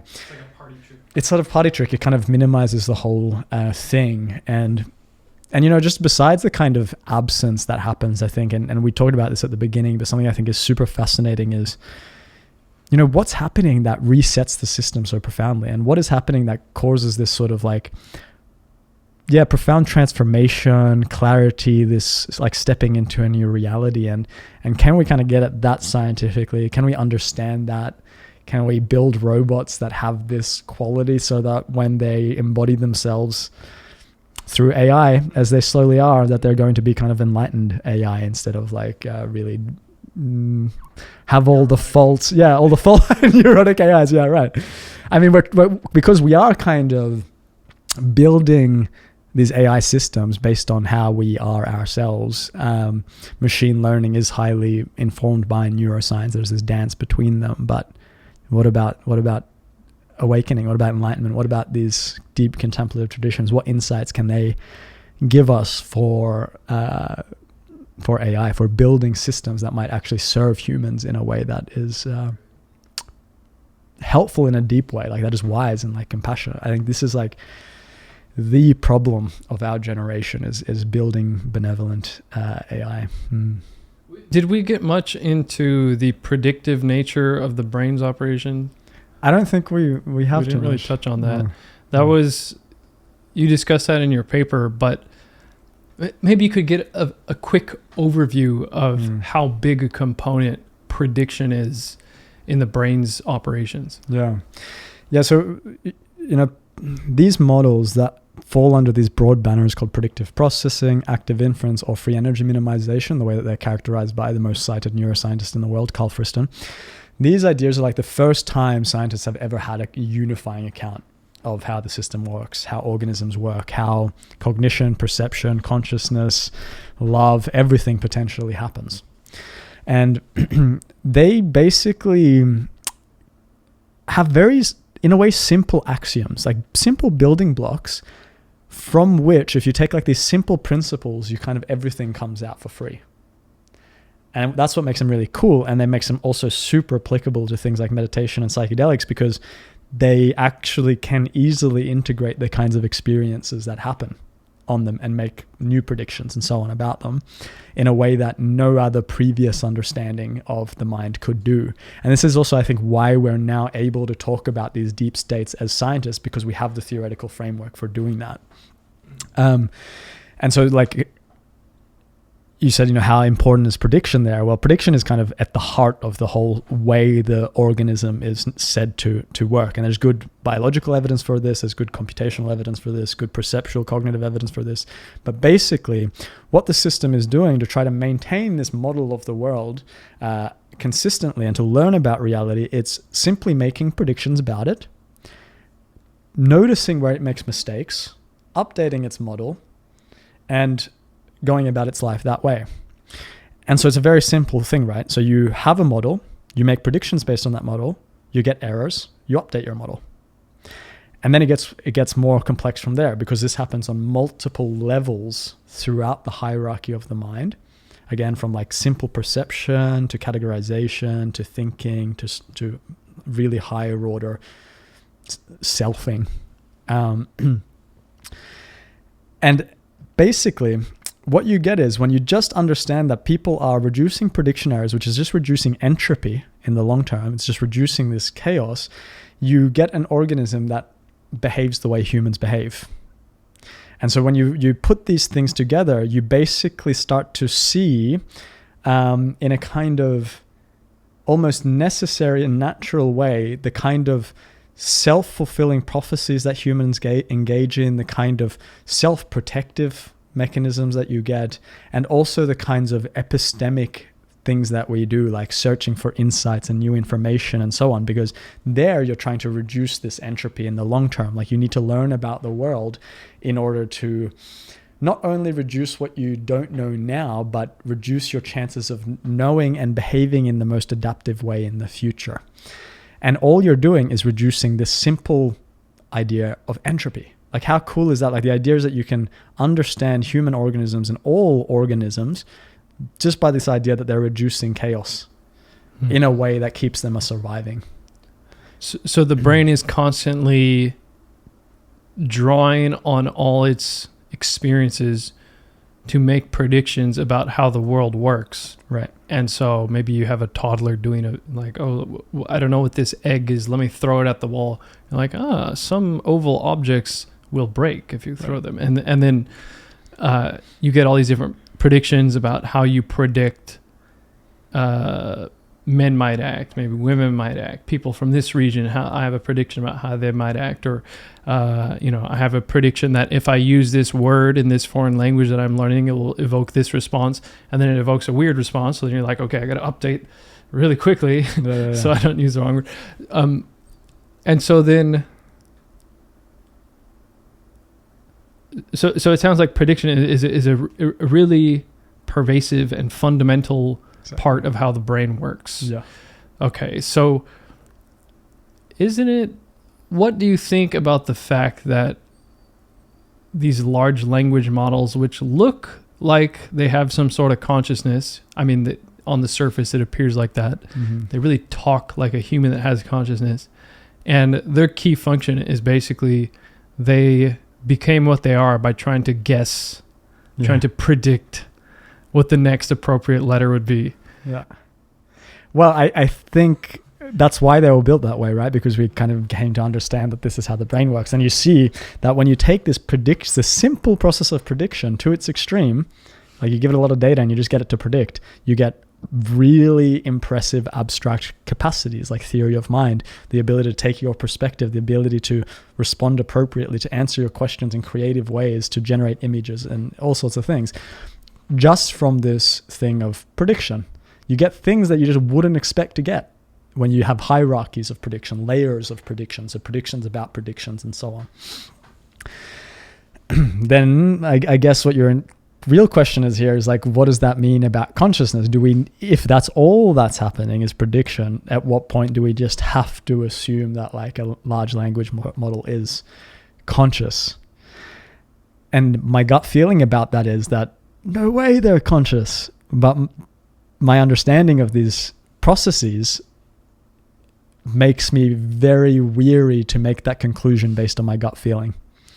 So we do have to, I think, move conservatively, in the sense that we should be perhaps, no, maybe liberal is the right word. We should be liberal in our attributions of consciousness just for ethical kind of safety. I definitely wouldn't go to the extent of assuming that a large language model is conscious now. But the idea that integration of information, prediction, and multiple layers of this in a way that's synchronizing a lot of information, that could give rise to consciousness because of how important it seems to be in human consciousness, I think is a risk we really need to take seriously. And my only sort of pushback against what I just said is, if you've probably heard of the hard problem of consciousness, which is so hard problem of consciousness is coined by David Chalmers, and it's basically just the idea that you could have someone who looks, behaves, talks like us, does all the things that we do, but is a philosophical zombie, isn't having any actual conscious experience. There's nothing that it's like to be you, right? You have all the same neurons, all the same brain, all the same parts. You're making all the same actions. You're saying all the right words. You're saying that you're perceiving all these things. You're saying that you have a self. You're acting in all these ways, but there's nothing that's actually like to be you on the other side. So the hard problem of consciousness is the fact that you can potentially have explanations for all the phenomena of your perception, behavior, and all your reporting and everything, while you actually don't have any consciousness.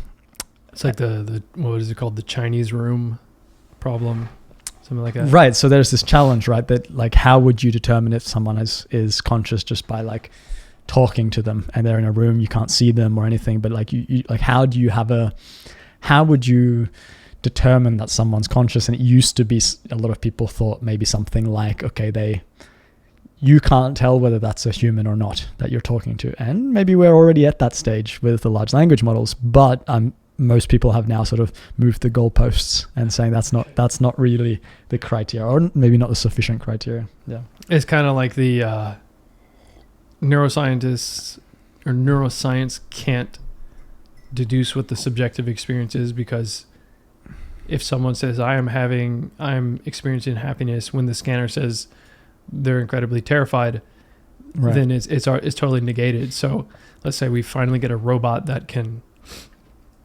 collect all sorts of data from hearing, seeing, reading, touching, interacting with the world, feeling things, and then it's using all these, making a model based on predictions based on that input, and then it says I'm conscious, I have a self.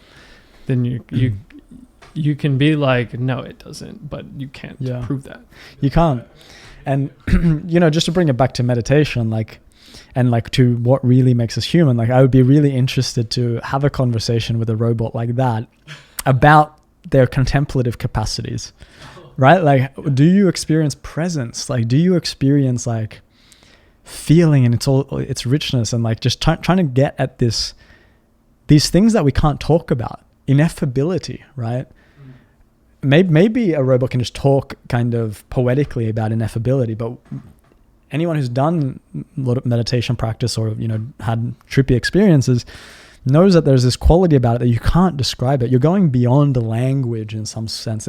You're maybe still in the field of prediction, but you're beyond the kind of linguistic categories in a place that you just can't put into words. They're kind of beyond language, and it's very human to have ineffable experiences. There's a layer of experience that doesn't seem abstract. It might be abstract, but in a kind of literal sense, but it doesn't feel that way. It feels real. It feels whole. It can feel pervasive. It can feel universal. All of these things are possible within human experience. And then you have a large language model that's just built on predicting words. How could it have those experiences? It can probably report them, but can it actually have them? It's an interesting problem. Yeah.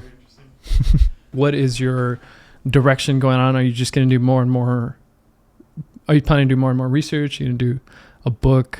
Are you interested in setting up a way to spread beneficial meditation practices more? Or I think that like what really excites me is like a way of looking at things that breaks the boundaries between subjective experience and scientific models. And I think these predictive processing systems help a little bit with that. But I think there's a way of talking about life and phenomena that is like empirically tractable, is computationally tractable, and is phenomenologically accurate, or has fidelity to experience. And like my goal, also in this like book I'm working on, is to talk about these phenomena, like whether it's, of course, deep meditation experiences, human transformation, insight, psychedelic experience, the kind of deep end of human experience are the things that I think are the most satisfying, again, because these are the things that I've found in my life that bring true satisfaction to the human being.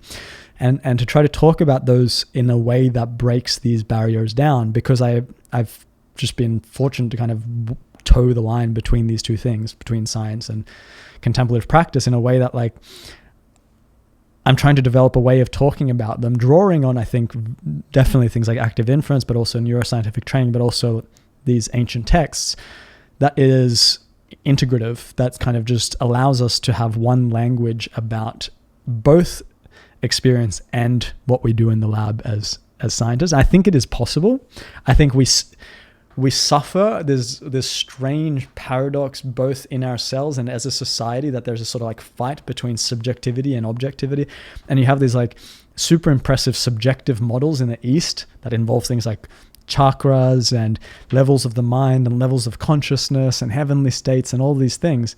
And then science comes along and says, no, those are all nonsense. But the issue is that those are based on subjective experience. They're not based on third person probing. And so you end up seeming like there's this conflict, but I think there's a way of talking about all of these phenomena that is true to the subjective experience and the richness of that, and doesn't restrict it with like unnecessary reductionism, while still being testable, while still being like, you can use it to do things, like build things with it. And yeah, that sort of space is what I think is super exciting. And I'm kind of also, from like a very heart space, I guess, like concerned about this AI thing, and like, how do we make them good? But like, how do we make humans good? Right. And so the question is like, how do we solve that problem? If we can solve that problem, then we can also probably solve it in the AI. And I think this is the heart of my interest. It's both like that deep contemplative experience, but also hopefully the real positive action that comes out from that, ideally. Yeah. The thing that I always thought was really interesting was, I talk a lot about health, diet, biohacking, nootropics, that kind of stuff. So basically things that people might want to try on for themselves. They might want to try this diet or try this way of eating or try this nootropic or something. And so we need a way of deducing whether it's worth spending your time. I mean, it takes time to buy new foods. It takes time to, kind of like mental bandwidth to try these things on and see if they work out. Do I want to spend my money on this? Do I want to develop a habit of remembering to eat this or remembering to take that supplement or something? The funny thing is if someone they don't trust is recommending something, they'll say, oh, come on, give me the evidence. Yeah. If it's someone they do really trust, it's like a really good friend, they say, dude, I lost 40 pounds with the cabbage diet. And then that person's like, oh crap, where do I buy the cabbage? Just like immediately. But, it's dependent on how the objective information is presented, and it's dependent on how the subjective information is presented. And then you have this factor of like, how much do I trust this person? But then at the end of the day, all you really have is your own subjective experience. And so, yeah, it's kind of neat, interesting, but also neat at the same time, that you could never really confirm another person's subjective experience, but you can use it as a guidepost if you want to try and calibrate your behavior such that you might get a similar subjective experience, or if you want to just rely on the objective data and say, okay, we've got 15 studies that recommend ashwagandha, and if I get this particular strain, I can expect 33 increase in my testosterone and stuff. Yeah, no, I love that. And the thing about objectivity is that I think it's a beautiful ideal, but we have to admit that the only access to any phenomena in reality we've ever had is through the lens of conscious experience. And if it's through the lens of conscious experience, even if it's 100 scientists, there's inference involved. There's a guess. There is the conscious minds making a guess about something. Even statistics is a statistical guess about something.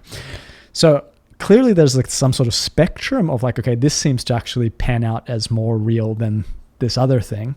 Right? Like when I drop a cup, it tends to go to the floor. It doesn't tend to float up. Okay. So you have these phenomena that have regularities to them, but we have to, if we're honest, admit that objectivity, capital T, truth is an ideal, and it's a beautiful ideal, but it's not something we ever have direct access to. And we have to think of truth, if we're honest about psychology and neuroscience, as an inference that the organism is making based on its learning. Right? This is why we can have the same person presented the same information in a different way and they'll interpret it differently or at a different time. Because there's new mathematical variables in that inferential process leading to different outcomes. And you can mess with those. And we do this in the lab. Like we have a paper where we've elicited false insights in people just by messing up with their inferential hardware. We can make people believe things that are not true by eliciting a false sense of insight in them actively and in a predictable way, because we know how that inferential system works. What do you mean? Like you introduce a specific type of stimulus to the brain and then it's like... No, so basically like I would give you a problem to solve. In this case, we call them anagrams. Like let's give you a really simple example. So you might want to scramble a word. There's like a scrambled word. You have to just figure out what is that word, right? And through manipulating past experience, exposing you to certain kinds of stimuli, I can prime you to interpret that information in the false way and to report having an insight in doing so. So this was a study led by a PhD student of ours, Hilary Grimmer. But yeah, excellent study demonstrating that we can elicit false insights in the lab. Not only that, can elicit a insight and then present that alongside like a truth claim or a worldview, like free will is an illusion. And I just present these things at the same time, and you're more likely to say that that claim is true, just because the feeling of insight in a completely irrelevant situation happened at the same moment. You're more likely to believe that it's true. So people don't really recognize that our truth is an inference, and even that we can mess with in the lab. You know what I mean? Yeah. There's someone who said something like, understanding is simply the recognizing of pattern as such. Right, with confidence. Right. It's a higher order confidence. It's like, if we again take the computational approach, there's the recognition of the phenomena, then there's a higher order inference about the reality of that phenomena. This is called precision, how true it is, how much attention we give it. And these things are all intimately linked. It's like one inference is attention, confidence, and truth. And this is something that we can assign to things at different degrees, and we do this constantly in a really like rapid way. And based on our previous learning, our sort of biases, our hunches about the reliability of the source and so on, we might assign it high precision, high truth value. And it's super interesting because you can take psychedelics and it completely messes with that truth attribution process. Like everything starts to feel like profoundly true. And you can look at the carpet and suddenly you have this noetic truthiness about the carpet or about any mundane idea that appears in your mind, right? Like people like William James, the founders of kind of contemporary psychology, would take nitrous oxide and like muse about the fact that suddenly everything feels so true, but then I write all these things down and then I read it afterwards and it makes no sense, you know. And he was just like bewildered by these revelations. and you know, we do undergo these things. And another sort of, again, thinking about the future is a concern I have, and this is another paper we just released, is about the sort of potential epistemic harms of things like psychedelics. Like, how do we control and prevent or guide psychedelic experiences as they become more mainstream towards adaptive, true, and helpful insights rather than maladaptive or difficult or troubling insights? I would never say I had a really properly bad trip, but there were certain times on certain experiences where I felt like I was at the membrane between like insanity and just having, really interesting, semi-insightful feeling time. We were talking yesterday about different pieces of information from like neuropathology that would suggest that, we really shouldn't expect that a self is something that exists, because there might be pathological states where you can perturb the self system, let's say. Can you talk a little bit more about that? I think this is, to me, that's a really interesting concept, like getting people's head around the idea that there actually can't be a self. Yeah, it is interesting, because as someone kind of entrenched in neuroscience and all of this, it is a rudimentary thing. But I realized very clearly that, like, for the average person, the consideration that the self is this thing that they take fundamentally to be themselves is just something that emerges out of a predictive process, and that can go wrong in all sorts of ways. It's kind of a shocking thing and kind of counterintuitive to our sensation that it's true and real and consistent, right? And I wouldn't suggest that you throw away that assumption. I think it's also a useful assumption for most people to have. But yeah, it's exactly as you say. You can have derealization experiences. You can have dissociation experiences. You can have psychotic experiences. People can even have the experience that they're already dead, that they're living inside a body that is not true. And you can even have experiences where in the lab you can shift people's sense of body ownership to a different body or to a different space using things like 3D goggles and so on, right? Like you can make their body appear by messing with the data in a place that it's not, and then you literally feel yourself to be in that space because you've messed with the inference. So you can start to see that, like, very fundamental things, even like agency or body ownership or where you are in space, can be messed with if you just mess with the data that the brain is using to make that calculation, that inference, that guess. So these things are super perturbable.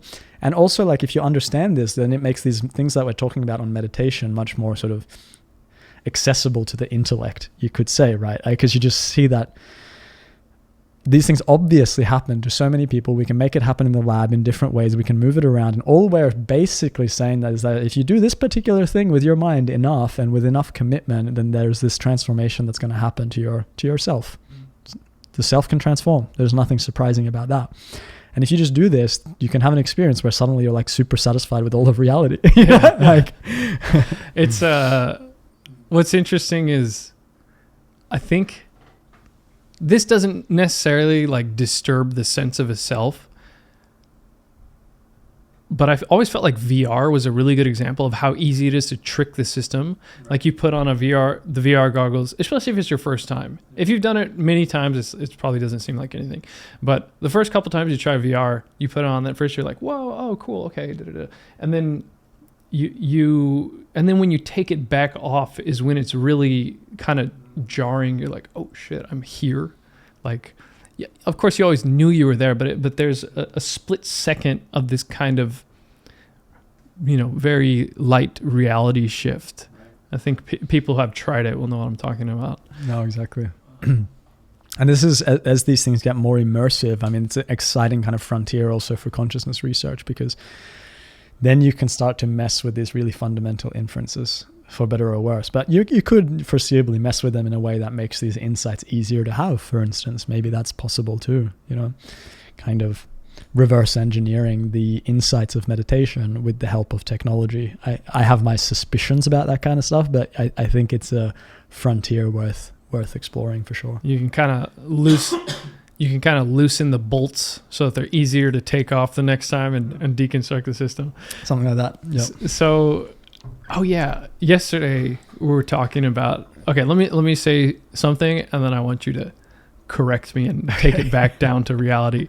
We were talking about something where it basically sounded like the person you were talking about, the advanced meditator that you were talking about, he was able to elicit a pattern in the brain that basically looked like he took ketamine. Right. So this is the desynchronizing. Yeah, but I didn't mention this so clearly yet, but indeed these desynchronization results look like similar effects that, like using literally the same kind of mathematical technique, which is called phase lag index. And you do this on the brain, and you get this similar desynchronization effects when you take like a high dose of ketamine as when you do these cessation experiences. Again, suggesting that there's some, but I mean, we do know that this synchronization, this coherence is necessary for building a conscious experience. I mean, it has to be. The different parts of the brain have to be communicating information with each other. Otherwise, you'd be like seeing separately to your hearing, right? As we talked about earlier. And so when these things are not synchronized, you get weird conscious experiences, right? And especially if you talk about like contentless experiences, so like experiences without the usual objects of experience, then there's a good chance that some desynchronization is kind of preceding an experience like that. Okay. Maybe not necessarily, but I would suggest that that's probably a good marker that we're going to see some consistency in the literature in the future. Yeah. I was kind of fishing for a soundbite with the ketamine question. What's the soundbite? I don't know. It's just enlightenment via ketamine. Simple. If you get really good at meditation, you can basically have your own ketamine on tap. But right. I'm not going to put that. But I mean, there's similarities. I mean, I recently had this experience in an ambulance because I had this like back thing, and I know you've read this story, but like, I had this really bad back injury, like extremely bad, like worst pain I've had times, 1,000. And just had this moment of like having ketamine in this ambulance, and everything just dissolved, like very in a contemplative sort of way. But not only that, it completely like cured this problem in my back, like that had been plaguing me for like, years since kickboxing.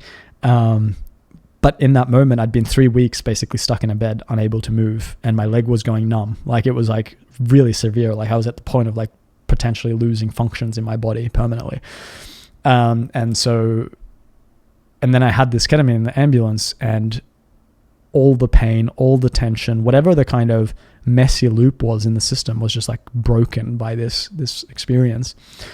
And like, if you think about that from the desynchronization approach and deconstruction, it's like the ketamine has deconstructed and desynchronized the bound together habits in the body, mind, consciousness that were giving rise to this sort of bodily experience of deep suffering and whatever was sort of ingrained in my back. But that habit was broken with ketamine, right?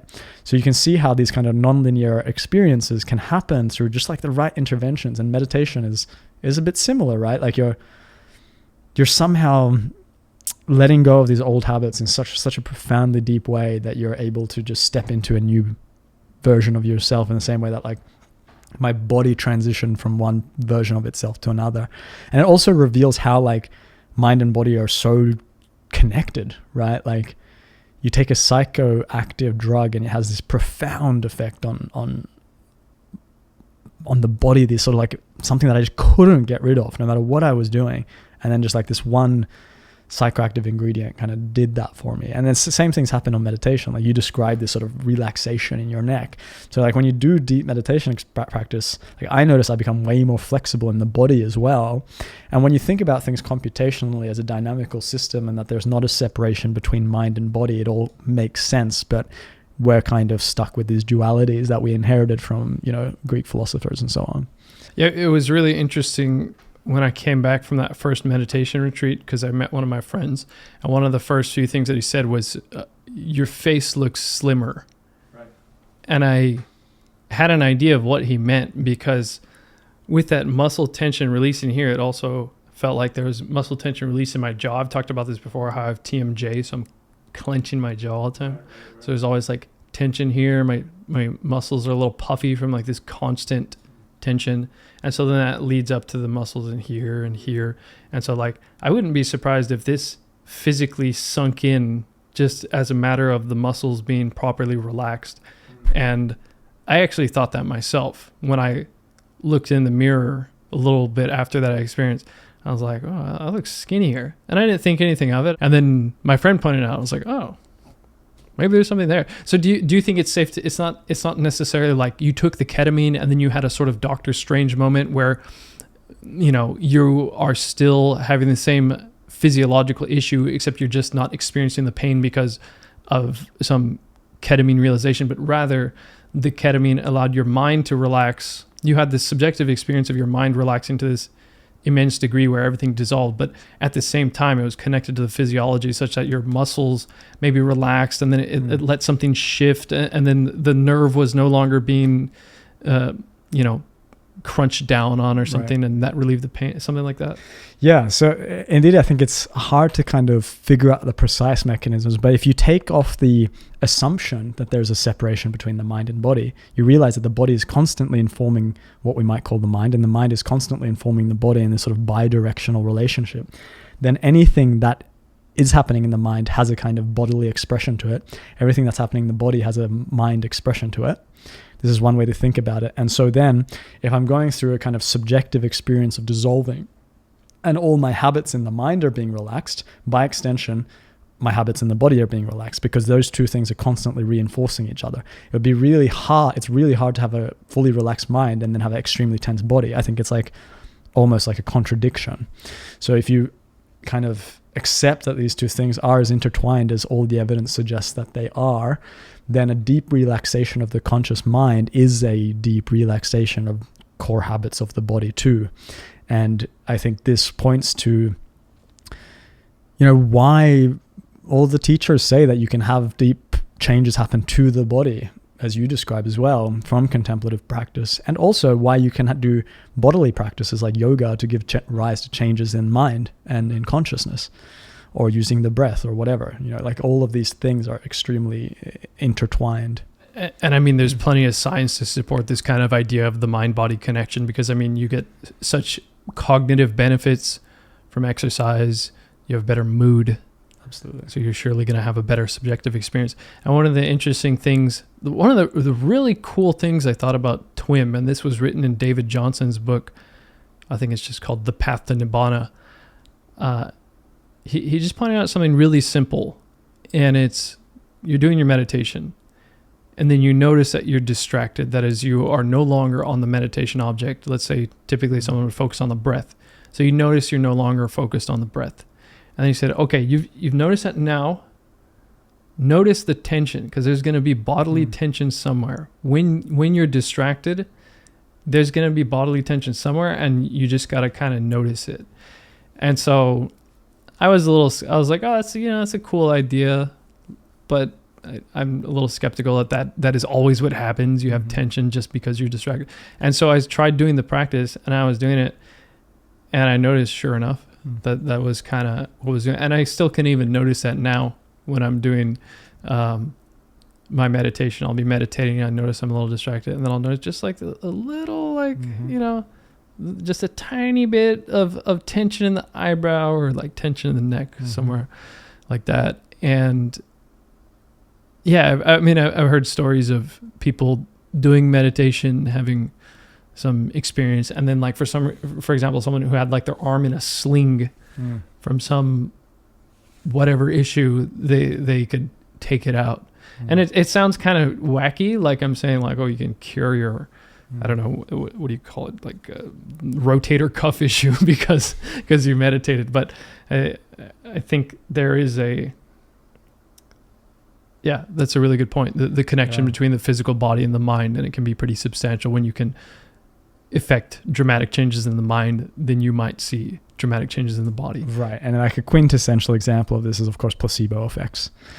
Yeah, and we have to account for those because they're enormous, and they affect everything from like the immune system to perceptual processes, decision-making processes, to like really fundamental biological things, everything. Like you can't do a scientific experiment without there basically being a placebo effect and needing to account for that.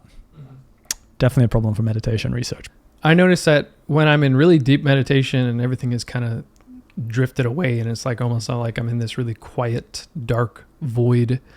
And then if I'm meditating and then, I don't know, something falls, then I hear a sudden noise. It's always accompanied by like a little but discernible flash of light in my visual field.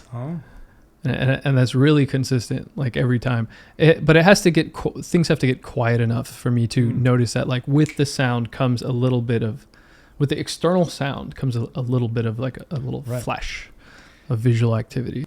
That's interesting. I don't personally experience that, but this is like, we all have kind of degrees of synesthesia, and this can change depending on the circumstances. But this is a little bit of an effect like that. Like the way I would interpret that is that there's a sound happening, and sounds where there's like a bang has a usual kind of particular kind of visual features to it if you were to see it.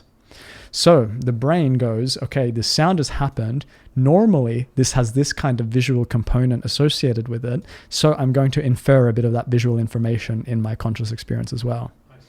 So it's kind of, again, part of that inferential process. And because we're always using the senses to inform each other to help make our model accurate, like we'll use it all to kind of get the picture correctly.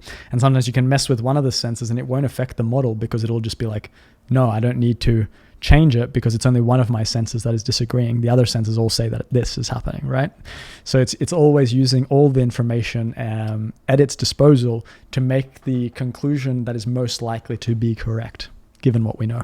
So I'm sure you're familiar with the McGurk effect. Right, exactly. Okay. Yeah. So for the people who don't know, it's like you have an audio of someone saying fa, fa, fa, and then another, I think it's the same audio the whole time. Right. So he's just saying fa, fa, fa the whole time. Yeah. But then the video will change to where his mouth is moving as if he's saying fa. Yeah. But then they do another video where it's as if his mouth is moving as if he's saying ba. Yeah. But the audio is actually fa, and then you interpret it as ba. Exactly. I'd probably have to play a clip for it to make sense, but it's excellent, and that's like a kind of quintessential sensory integration illusion. And again, you can mess with all of the senses in this way to make us like see things that are not there, to make us hear things that are not there, smell things that are not there. Scientists are excellent at this. There's a whole field called psychophysics where they just basically love causing illusions in people because it's also a demonstration of their understanding of consciousness, right? Because they're like, if I can make up a new illusion that has this extreme effect, that demonstrates that I know what I'm talking about, right? Like if you know how the system works, then you should be able to create illusions at will. And that's how we came up with, for example, the false insight experiment. We had a theory, and then we're like, okay, given what we know based on our theory, we should be able to elicit false insights or misattributions of insights if we just do X and Y. Lo and behold, it works. And that's science, man. It's awesome. That's really cool. I'm sure you heard of Darren Brown. Yeah. Okay. So he's kind of doing something like you're talking about, but outside of the lab. Right. And it looks like magic / hypnotism. Yeah. It's pretty cool. Yeah, he's really impressive. I watched that stuff and I'm like, I really wish this is true. And I think it probably is. Like, given what I know about psychology, I think all those things that he does is probably possible, but requires like an immense amount of expertise as an illusionist, but maybe. Yeah, some of it looks like okay, I can probably believe that actually happened. Yeah. Other things, of his little feats, they require a bit more of a leap of faith. But definitely interesting guy. Indeed. Cool. What should we tell people where they can find your stuff, or did you want to tackle anything else? Yeah, sure. But yeah, thank you, man. This has been real. Really enjoyed this chat. I think we've covered some really fun stuff. I have a website. It's really simple. Just rubenlaukkonen.com. And Laukkonen, Laukkonen, and Ruben is just Ruben. I also just started a Substack, so you can like read about my ketamine experience there if you want to hear about how ketamine healed my back. And I'm gonna start like doing a bit more there. Yeah, that's it. Thanks so much for having me, man. It's been awesome. Of course, super interesting. This is really fun. What about your Twitter? Are you active on that? That's probably that's my only social media, and it's the same thing. It's just Ruben Laukkonen. So yeah, get at Ruben Laukkonen. Yeah, exactly. Okay. Awesome. Thanks, man. Cool. I think that was great.